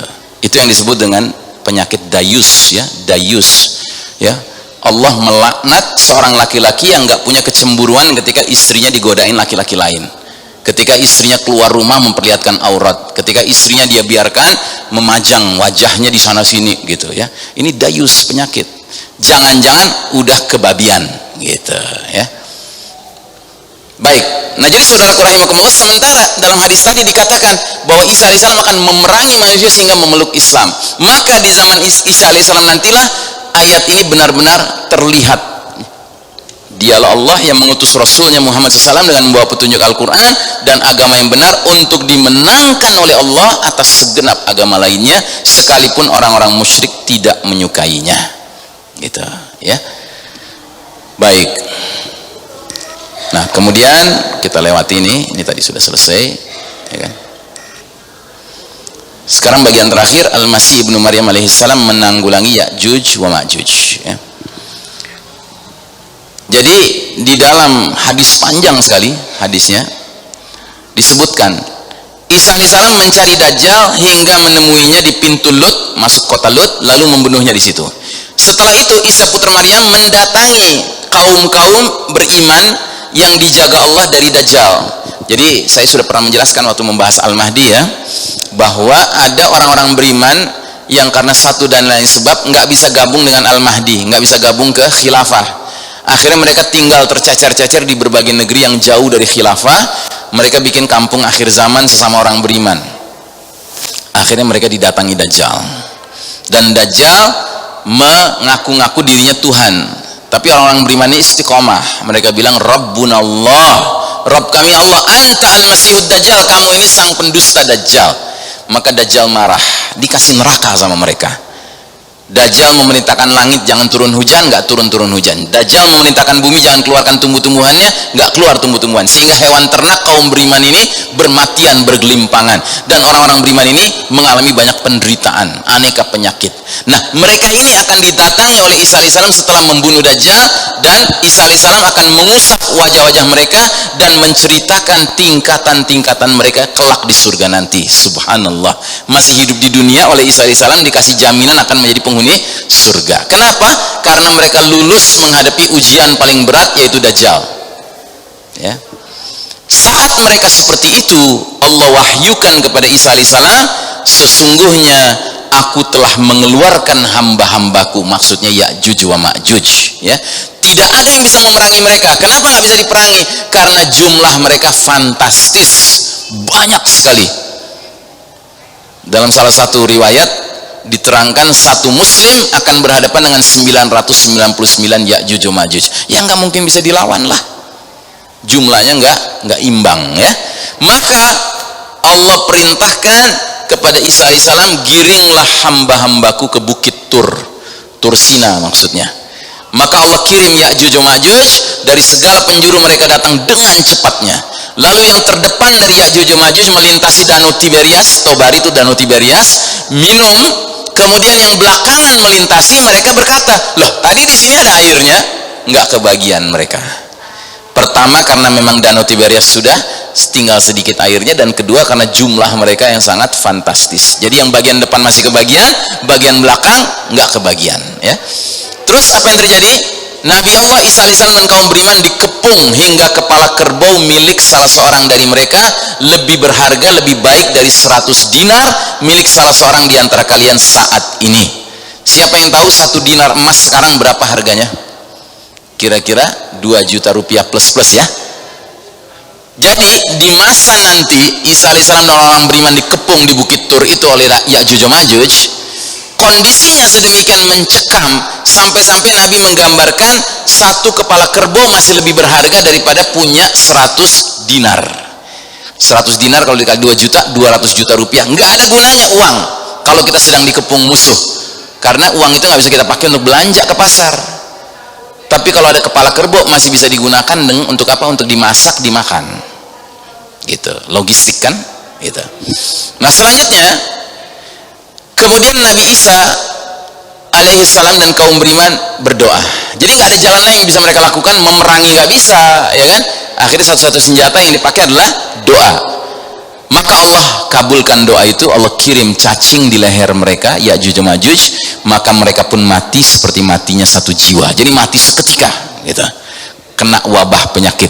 Lalu Isa alaihissalam dan kaum beriman datang. Tidak ada sejengkal tempat pun melainkan sudah dipenuhi oleh bangkai dan bau busuk dari Ya'juj wa Ma'juj. Jadi mereka turun dari bukit Tur ingin memeriksa keadaan, ternyata tidak ada satu tempat pun yang bisa dipijak. Karena apa?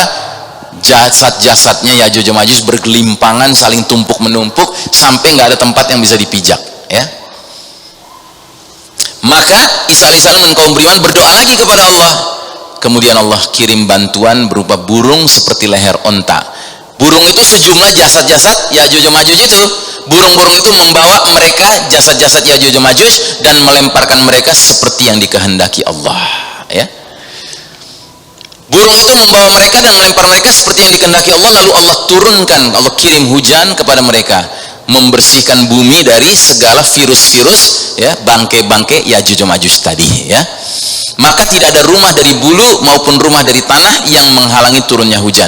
Hujan itu membasahi bumi sampai meninggalkan genangan di mana-mana. Allah berkahi kesuburannya sampai sekelompok manusia cukup dengan unta perahan, satu kabilah cukup dengan sapi perahan, beberapa kerabat cukup dengan kambing perahan. Saat mereka seperti itu, tiba-tiba Allah kirim angin sepoi-sepoi mencabut nyawa setiap mukmin dan muslim di bawah ketiak mereka, dan orang-orang yang tersisa tinggallah manusia-manusia yang paling buruk. Nah mereka ini melakukan hubungan badan secara terang-terangan seperti keledai kawin, maka atas mereka lah kiamat akan terjadi. Ya, jadi ini dunia sudah mau berakhir benar begitu. Nah tapi yang ingin saya gambarkan adalah setelah Ya'juj wa Ma'juj yang dibasmi oleh Allah Ta'ala, dunia mengalami kedamaian singkat sekali, tetapi kedamaian itu dirasakan betul. Ya, Ada hadis yang lain lagi bisa memberikan gambaran juga kepada kita dari Abu Sa'id Al-Khudri, kata Nabi SAW, Ya'juj Ma'juj akan dibukakan jalan keluarnya, lantas mereka keluar sebagaimana yang difirmankan Allah, hingga apabila dibukakan tembok Ya'juj Ma'juj, mereka turun dengan cepat dari seluruh tempat yang tinggi. Surat Al-Anbiya ayat 96. Kemudian Ya'juj menguasai bumi seluruhnya, dan sebagian kaum muslimin berpihak ke golongan mereka. Jadi sebagian kaum muslimin jadi pengkhianat, bergabung dengan Ya'juj Ma'juj, sehingga sisanya berada di kota-kota dan di benteng-benteng beserta hewan ternak mereka. Ketika mereka melintasi sungai Ya'juj Ma'juj, mereka minum dari air sungai itu sehingga mereka tidak menyisakan satupun di dalamnya. Lalu kelompok yang terakhir dari mereka melintas, maka salah seorang dari kelompok itu berkata, sungguh dahulu tempat ini mengalirkan banyak air, tapi mereka nggak kebagian karena mereka belakangan, ya. Kemudian muncullah seorang dari Ya'juj Ma'juj ke atas bumi sambil berteriak, mereka semua penghuni bumi, kami sudah atasi, ya, kami sudah selesai mengalahkan mereka, dan sehingga kami sekarang akan menantang penduduk langit. Jadi mereka menyebar kekacauan kemana-mana sampai mereka merasa sudah menguasai semua penghuni bumi. Terus mereka bilang, sekarang kita akan lawan penghuni langit, ya, penduduk langit. Apa yang dilakukan? Seorang dari mereka melemparkan tombaknya ke langit. Di hadis yang lain dikatakan rame-rame mereka mengarahkan panahnya ke langit, ya. Maka tombak itu kembali dengan berlumuran darah, ya, membuat mereka semakin yakin bahwa mereka telah mengalahkan penduduk langit, ya. Ini istidraj sebenarnya. Ini cara Allah membuat Ya'juj Ma'juj semakin sombong, takabur, begitu. Ketika mereka dalam keadaan seperti itu, Allah utus sekawanan binatang seperti ulat atau belatung pada belalang, lalu menyerang leher-leher mereka sehingga mereka mati bergelimpangan layaknya matinya belalang, dan mereka saling bertumpukan, ya. Pada pagi harinya kaum muslimin tidak mendengar suara mereka, maka mereka saling bertanya, siapa kiranya seorang laki-laki yang menggadaikan dirinya dan berani melihat apa yang mereka perbuat. Ya, karena dari tadi sebelumnya waktu mereka dikepung sama Ya'juj Ma'juj, mereka dengar suara gemuruh kan di luar sana, orang manusia begitu banyak, Pak. Tiba-tiba bangun pagi nggak ada suara sama sekali, gitu. Nah, akhirnya turunlah seorang laki-laki dari mereka yang menyiapkan dirinya untuk mereka bunuh, untuk dibunuh Ya'juj Ma'juj. Artinya orang yang berani mati, ya. Namun laki-laki itu mendapati mereka Ya'juj Ma'juj telah mati terbunuh. Maka dia pun berseru kepada kaum muslimin, bergembiralah kalian, musuh kalian telah binasa. Maka orang-orang pun keluar dan melepaskan ternak-ternak mereka. Tidaklah mereka memiliki binatang ternak kecuali hanya tersisa daging-dagingnya saja. Lantas ia bersyukur atasnya sebagaimana sebaik-baiknya syukur dari tumbuh-tumbuhan yang tidak pernah mendapatkan siraman air, ya. Baik. Kemudian suasana dunia ini, ya, setelah Allah memindahkan jasad-jasad tadi ke tempat oleh binatang burung tadi, ya, turun hujan, dunia bersih. Nah, setelah itu digambarkan dalam hadis ini, Isa putra Maryam turun sebagai hakim yang adil, kemudian dia akan hancurkan salib, bunuh babi, mengembalikan perdamaian, pedang-pedang nanti berfungsi sebagai sabit. Jadi nggak ada lagi guna pedang itu sebagai alat perang. Hilanglah semua racun makhluk yang beracun. Langit menurunkan rezekinya, bumi mengeluarkan berkahnya. Sampai-sampai seorang anak kecil bermain-main dengan ular besar, sedangkan ular itu tidak membahayakan dirinya, ya. Sampai-sampai serigala menggembalakan domba, sedangkan serigala itu tidak membahayakan domba tersebut. Sampai-sampai singa, tadi serigala, ya, sekarang singa menggembalakan sapi dan singa itu tidak membahayakan sapi itu. Jadi dunia benar-benar damai, tapi ini nggak berlangsung lama, ya. Nah, bagian terakhir sekali, Al-Masih Isa ibnu Maryam tinggal di dunia selama 40 tahun, wafat dan disolatkan oleh kaum muslimin. Hadisnya sebagai berikut. Pada masa kepemimpinan Isa alaihissalam, Allah binasakan semua agama selain Islam. Isa alaihissalam membunuh Dajjal. Isa alaihissalam tinggal di dunia selama 40 tahun. Setelah itu dia meninggal, kaum muslimin menyolatkannya. Nah, ada dua pendapat ulama tentang 40 tahun tinggal di dunia ini, Pak. Ada kelompok ulama yang mengatakan 40 tahun ini total masa hidupnya Isa alaihissalam. Zaman dulu ketika hidup di tengah-tengah Bani Israel, kemudian dia dituduh sebagai pengacau itu, terus sampai diangkat ke langit, plus nanti ketika dia turun, total itu 40 tahun. Sedangkan Isa alaihissalam diangkat ke langit usia berapa? Usia kahlan. Kahlan itu usia antara 30-35 tahun. 33 tahun lah kira-kira. Berarti kalau pendapat pertama ini, nanti setelah turun dia berapa lama lagi hidupnya? Kok 5 tahun? 7 tahun ya. 33 tahun dulu plus nanti 7 tahun. Itu pendapat pertama. Pendapat kedua, Isa alaihissalam itu turun nanti pada usia 33 tahun terus menyisakan hidupnya 40 tahun. Jadi dia wafat usia 73 tahun ya. Ada dua pendapat ini. Kita nggak usah pedulikan dua pendapat itu. Nggak usah ribut gitu loh. Ya, sampai akhirnya bikin kelompok ini, kelompok itu gitu, nggak usah. Ya kan? Yang penting kalau Allah Ta'ala panjangkan umur kita di masa Isa alaihissalam, maka kita ya akan menyaksikan dunia ini dalam keadaan damai yang luar biasa. Kalau saya sendiri condong pada pendapat yang kedua, bahwa Isa alaihissalam itu hidup nanti ya selama 40 tahun, menyelesaikan ya 40 tahun sisanya gitu ya. Wallahu a'lam bishawab. Dengan demikian selesailah kajian kita tentang Isa alaihissalam, dan seperti biasanya sebelum saya tutup, bagi bapak dan ibu yang ingin memperhatikan sedikit tambahan ilmu mengenai akhir zaman, kami sudah menulis beberapa buku tentang akhir zaman. Ada 4 buku, walaupun buku pertama sekarang sedang direvisi jadi nggak ada stoknya, yang judulnya Boleh Jadi Kiamat Sudah Dekat. Tapi buku tentang Dajjal ada, tentang Al-Mahdi ada, tentang Isa alaihissalam ada. Dan tentunya buku yang sangat saya anjurkan Anda miliki juga adalah ensiklopedia akhir zaman ini. Bagi Anda yang nggak kebagian, seandainya memang habis, Anda bisa kontak ke nomor ini untuk memesan via WhatsApp atau SMS, baik buku ini maupun buku yang sebelumnya tadi. Dan bagi Anda yang ingin mengikuti ya tentang akhir zaman ini, kami juga punya Instagram dengan judul ya @boleh jadi kiamat sudah dekat ya. Demikianlah saya cukupkan dengan wassallallahu ala nabiyina Muhammadin wa ala alihi wa sahbihi wasallim tasliman walhamdulillahirabbil alamin. Wassalamualaikum warahmatullahi wabarakatuh. Bismillahirrahmanirrahim.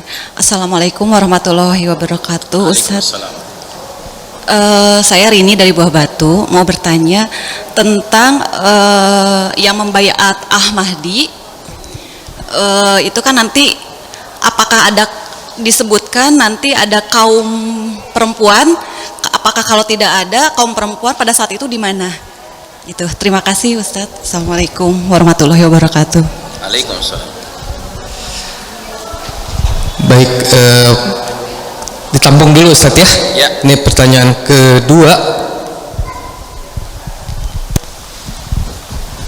Assalamualaikum warahmatullahi wabarakatuh Ustaz. Waalaikumsalam.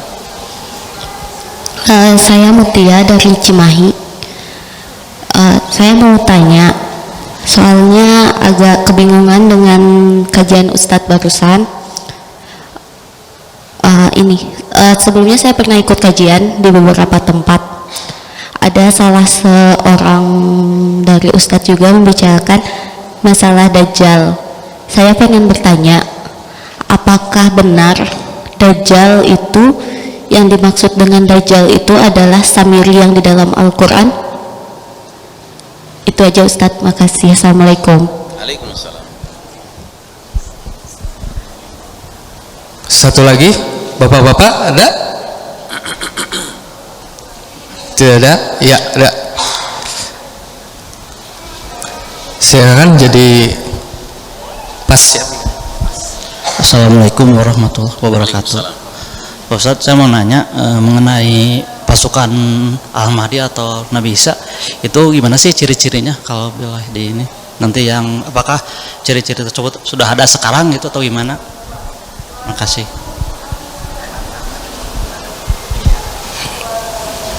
Baik, 3 pertanyaan sudah kita tampung. Terima kasih atas pertanyaannya. Nanti akan dijawab bulan depan ya. Oh, kelamaan Ustadz. Sekarang aja katanya. Silakan Ustadz. Baik, terima kasih kepada para penanya. Pertanyaan pertama dari Ibu Rini ya. Apakah kaum perempuan ikut membaiat Al-Mahdi ya? Jadi begini, hadis Nabi tentang pembaiatan Al-Mahdi itu berbunyi, fa idza ra'aitumuhu fabayyuhu walau habwan 'ala thalji, yang artinya apabila kalian sudah menyaksikan kehadiran Al-Mahdi, hendaknya kalian berbaiat kepadanya atau dengannya ya, sekalipun harus merangkak-rangkak di atas salju ya. Nah, kalimat ini adalah kalimat perintah yang bersifat umum. Kalau dia bersifat umum berarti dia berlaku kepada laki perempuan, tua muda, begitu ya. Sebab kemunculan Al-Mahdi itu di tengah-tengah suasana dunia di mana umat Islam itu sedang benar-benar dalam kondisi gelap gulita.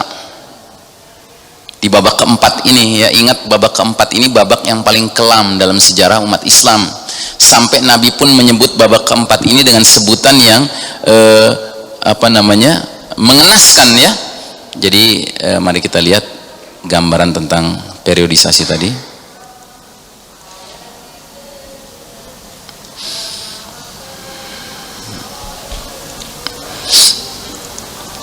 Nah ini, jadi kalau kita lihat periodisasi ini dari 5 babak perjalanan umat Islam, babak di mana umat Islam di bawah garis merah berapa kali?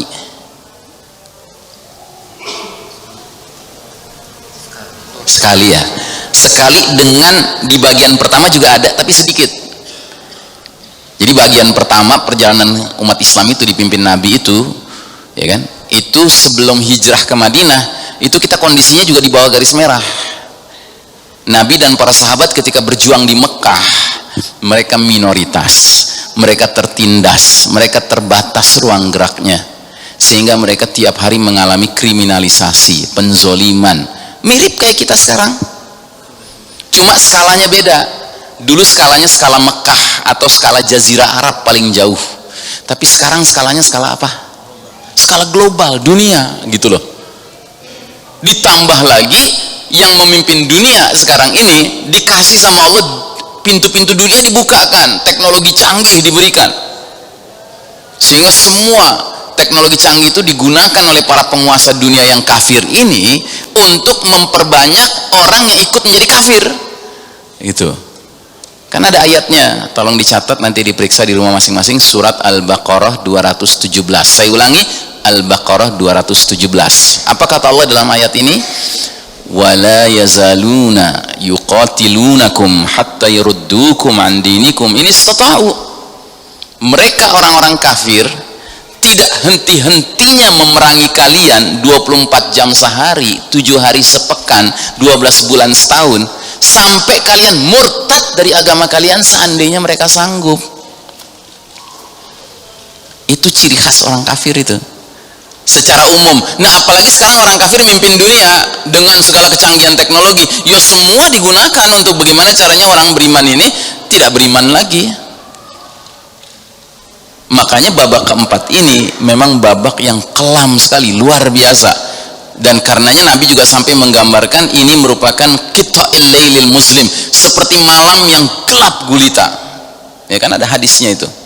Atau di hadis yang lain Nabi mengatakan ayyamus sabr, ada hari-hari di mana kita dituntut kesabaran. Nah ini sekarang ini.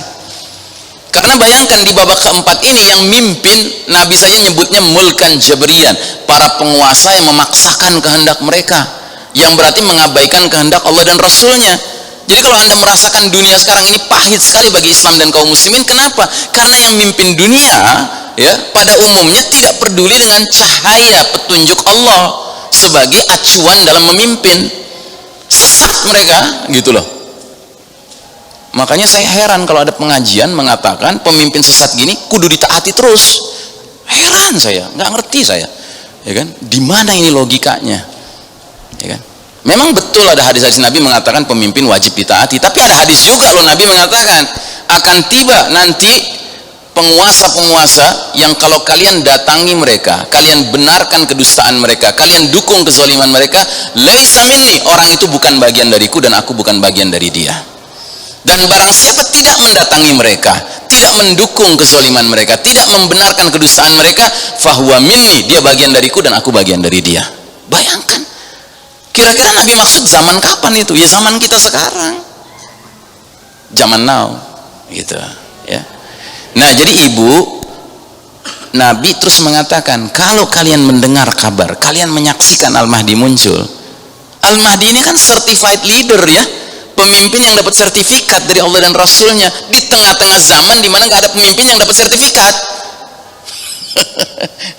Ketawa, ya kan? Berarti kalau kita udah dengar datang pemimpin seperti itu, pantas nggak kita ikut dalam kepemimpinannya? Pantas nggak? pantas banget. Makanya Nabi suruh kita sekalipun harus merangkak di atas salju. Dan itu berarti apa? Seluruh umat Islam, mau laki, mau perempuan, mau tua, mau muda, gitu, sedapat mungkin penuhi perintah itu. Karenanya ada dua penafsiran tentang sekalipun harus merangkak di atas salju. Ada penafsiran kiasan dan ada penafsiran sebenarnya. Jadi kiasan aja tuh untuk menggambarkan sulit keadaan, tetap usahakan. Tapi ada juga yang berpendapat nanti efek dari dukhon, hantaman keras dari langit, dunia ini cuacanya berubah sampai di Mekah turun salju, gitu. Makanya nanti berbaiat ke Mekah itu ada saljunya, ya. Jangankan nanti, sekarang aja cuaca sudah aneh kan. Baru tahun ini, winter tahun ini di Amerika Serikat, di California turun salju, belum pernah sebelum-sebelumnya. Bayangkan. Emangnya bagi Allah sulit untuk menurunkan salju di Mekah? Kan nggak sulit. Gitu. Jadi begitu ya Bu. Ya. Nah tapi sudah menentu teknis berbaiatnya sebagaimana teknis berbaiatnya para sahabiat kepada Nabi Muhammad SAW, tidak bersentuhan tangan. Ya, kalau laki-laki dengan laki-laki bersentuhan tangan, ya kan? Tapi kalau dengan Al-Mahdi nanti kaum wanita muslimat mungkin menjabat tangan, ya, entah wanita mana, mungkin wanita istrinya Al-Mahdi, wallahu alam. Gitu. Tapi yang pasti tidak boleh tentunya laki-laki ajnabi bersentuhan tangan dengan wanita muslimah lainnya yang juga ajnabi bagi dia. Baik.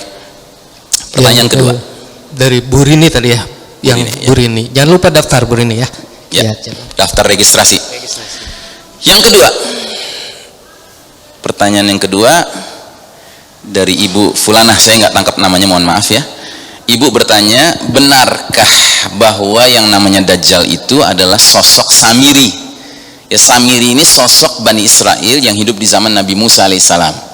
Nabi Musa alaihissalam waktu pindah dari Mesir menuju ke Palestina, belum sampai masuk ke dalam Palestina, ya, sempat di suatu wilayah tertentu Nabi Musa alaihissalam diperintahkan Allah untuk pergi ke ke Tursina, ke Sinai untuk menerima Ten Commandments, ya.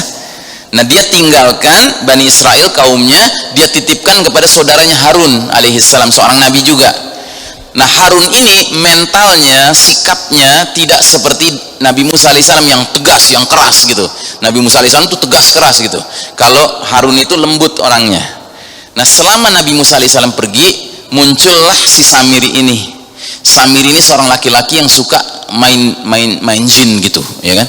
Nah terus dia bikin patung sapi emas, ya.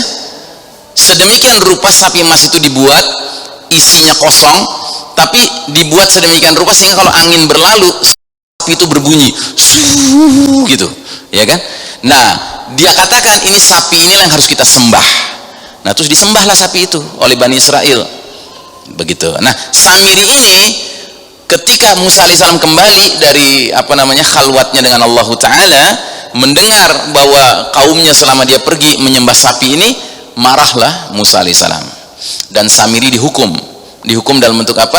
Dia diisolasi, diasingkan dan tidak boleh berinteraksi dengan siapapun dari Bani Israel, begitu. Nah ada pendapat mengatakan Dajjal itu Samiri itu Dajjal. Nah saya cuma bisa mengatakan bahwa pendapat ini tidak bisa kita terima kalau nggak ada dalilnya, ya. Karena perkara Dajjal perkara ilmu anil ghaib, ilmu tentang perkara yang gaib. Tidak bisa kita tahu perkara yang gaib kecuali kalau ada dalilnya, ada nasnya dari Allah atau dari Rasulnya. Kalau nggak ada nasnya, sejauh ini saya nggak pernah temukan nas yang mengatakan bahwa Dajjal itu Samiri itu Dajjal, nggak pernah saya temukan. Lain halnya dengan pendapat yang mengatakan bahwa Ibnu Sayyad itu Dajjal. Ibnu Sayyad ini warga di kota Madinah yang hidup di zaman Nabi dan para sahabat. Dia Yahudi, ya. Ada beberapa sahabat dan diantaranya sahabat Umar bin Khattab, sahabat mulia, sahabat utama, ya, yang sampai berani bersumpah bahwa Ibnu Sayyad itu Dajjal. Tapi ketika Umar bin Khattab minta izin kepada Nabi untuk membunuh Ibnu Sayyad karena meyakini dia Dajjal, Nabi menjawabnya begini, ya Umar, jangan kau lakukan itu, karena kalau memang dia benar Dajjal, engkau tidak bisa membunuhnya, ya. Dajjal itu jatahnya Isa alaihissalam kan, dan kalau dia bukan Dajjal engkau zalim, begitu. Nah pembicaraan tentang Ibnu Sayyad ini, benarkah dia Dajjal atau bukan, ini panjang sekali. Di kalangan ulama sendiri terjadi banyak perselisihan pendapat. Nah kalau anda ingin tahu tentang masalah ini agak lebih mendalam, silahkan pelajari kitab Ensiklopedia Akhir Zaman. Ada bab khusus tentang masalah Ibnu Sayyad ini Dajjal atau bukan. gitu. Tapi saya tidak merasa kompeten untuk menguraikannya di sini, ya. Karena apa? Karena memang ini bukan konsumsi kita orang awam, ini konsumsi para ulama, ya, mereka yang lebih patut membicarakan tentang hal itu. Nah, tapi yang kalau Dajjal itu Samiri Dajjal itu sama sekali saya nggak pernah dengar ada nasnya, ada dalilnya. Wallahu a'lam bishawab. Terus pertanyaan yang ketiga, apa ciri-ciri pasukan Isa alaihissalam atau ciri-ciri pasukan Al-Mahdi, ya? Ciri-ciri pasukan Al-Mahdi sudah barang itu ciri-ciri pasukan Junudullah, Hizbullah, ya, pasukan Allah, partai Allah, ya kan? Nah, bagaimana ciri-cirinya partai Allah itu? Ya, kita bisa lihat dalam Al-Quran. Di surat apa? Surat Al-Ma'idah. Ayat keberapa? Ayat ke-54. Silahkan Anda lihat di rumah nanti, tapi saya akan perlihatkan di sini juga untuk membantu Anda memahaminya, ya. Mari kita lihat surat Al-Ma'idah ayat 54. Saya sering menyebut, atau sebagian orang sering menyebut ini ayat pergantian generasi, ya. Bunyi ayatnya begini: Ya ayyuhalladzina amanu may yartadda minkum an dinihi fasawfa ya'tillahu biqaumin yuhibbuhum wa yuhibbunahu. Hai orang-orang beriman, barang siapa di antara kalian yang murtad dari agamanya, maka kelak Allah akan datangkan suatu kaum yang Allah cinta kepada mereka dan mereka pun cinta kepada Allah. Itu ciri pertama dari pasukan Hizbullah, partai Allah, ya. Cirinya mereka dicintai Allah dan mereka pun mencintai Allah. Terus ciri yang kedua, adzillatin 'alal mu'minin, bersikap lemah lembut terhadap sesama orang beriman. A'izzatin 'alal kafirin, bersikap punya wibawa, punya kehormatan diri menghadapi orang kafir. Jadi sikapnya enggak inggih-inggih sama orang kafir gitu, ya kan? Sikapnya punya izzah, punya kemuliaan, punya dignity, punya marwah, ya, di hadapan orang kafir. Sekalipun orang kafirnya kaya, sekalipun orang kafirnya punya kecanggihan teknologi, ya kan, dia pandang sebelah mata. Karena apa? Karena kafir, gitu loh. Nah, terus yang ketiga, yang keempat, ciri mereka apa? Yujahiduna fi sabilillahi wa la yakhafuna laumata laim. Mereka berjuang di jalan Allah, berjihad di jalan Allah, dan mereka tidak takut terhadap celaan orang yang suka mencela. Mau dituduh intoleran kek, mau dituduh radikalis kek, mau dituduh teroris kek, pokoknya kalau dia berjuangnya di jalan Allah, ya, laumata laim, ya, peduli amat orang mau menilai apa. Aku bukan berjuang untuk mengejar keridhaan engkau wahai manusia, tapi aku berjuang karena mengejar keridhaan Allah Subhanahu wa taala, ya. Nah, kemudian dikatakan selanjutnya apa? Ya. Dzalika fadlullah yu'tihi may yasha wallahu wasi'un alim. Demikianlah karunia Allah, diberikan Allah kepada siapa yang Allah kehendaki, dan Allah maha luas pemberiannya lagi maha mengetahui. Nah, ayat 55-nya menegaskan innama waliyukumullahu wa rasuluhu walladzina amanu alladzina yuqimunas salata wa yu'tunaz zakata wa hum raki'un. Sesungguhnya penolong kamu hanyalah Allah, Rasulnya, dan orang-orang beriman yang mendirikan salat, menegakkan zakat, menunaikan zakat, seraya mereka tunduk kepada hukum Allah, kepada aturan Allah. Nah, ayat 56-nya itu kuncinya. Wa may yatawallaha wa rasulahu walladzina amanu fa inna hizballahi humul ghalibun.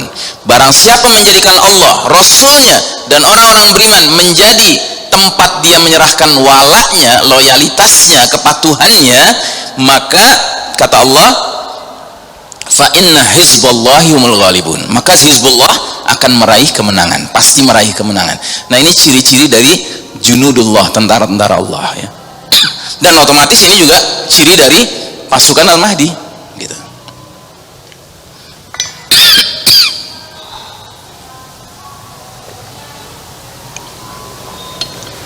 Jelas, ya? Nah, jadi kalau Anda ingin menjadi bagian dari pasukan Al-Mahdi, penuhilah kriteria dari ciri-ciri pasukan Allah itu. Niscaya nanti Allah akan memberlakukan hadis Nabi, al-arwahu junudun mujannadah. Ruh-ruh manusia diciptakan kayak prajurit berbaris. Fama ta'arafa minha talaf wa ma tanakara minha ikhtalaf. Mana ruh yang saling kenal akan dipertemukan, mana ruh yang saling mengingkari akan dipisahkan. Jadi kalau ruh kita selama ini istilahnya nggak dicintai Allah, nggak mencintai Allah, gitu ya, kita nggak mencintai Allah, bagaimana mungkin akan menjadi bagian dari Hizbullah? Kita nggak lemah lembut sama orang mukmin, ya kan? Ketemu orang mukmin bawaannya berantem melulu, gitu kan? Ketemu orang mukmin ditahdzir gitu, ya kan?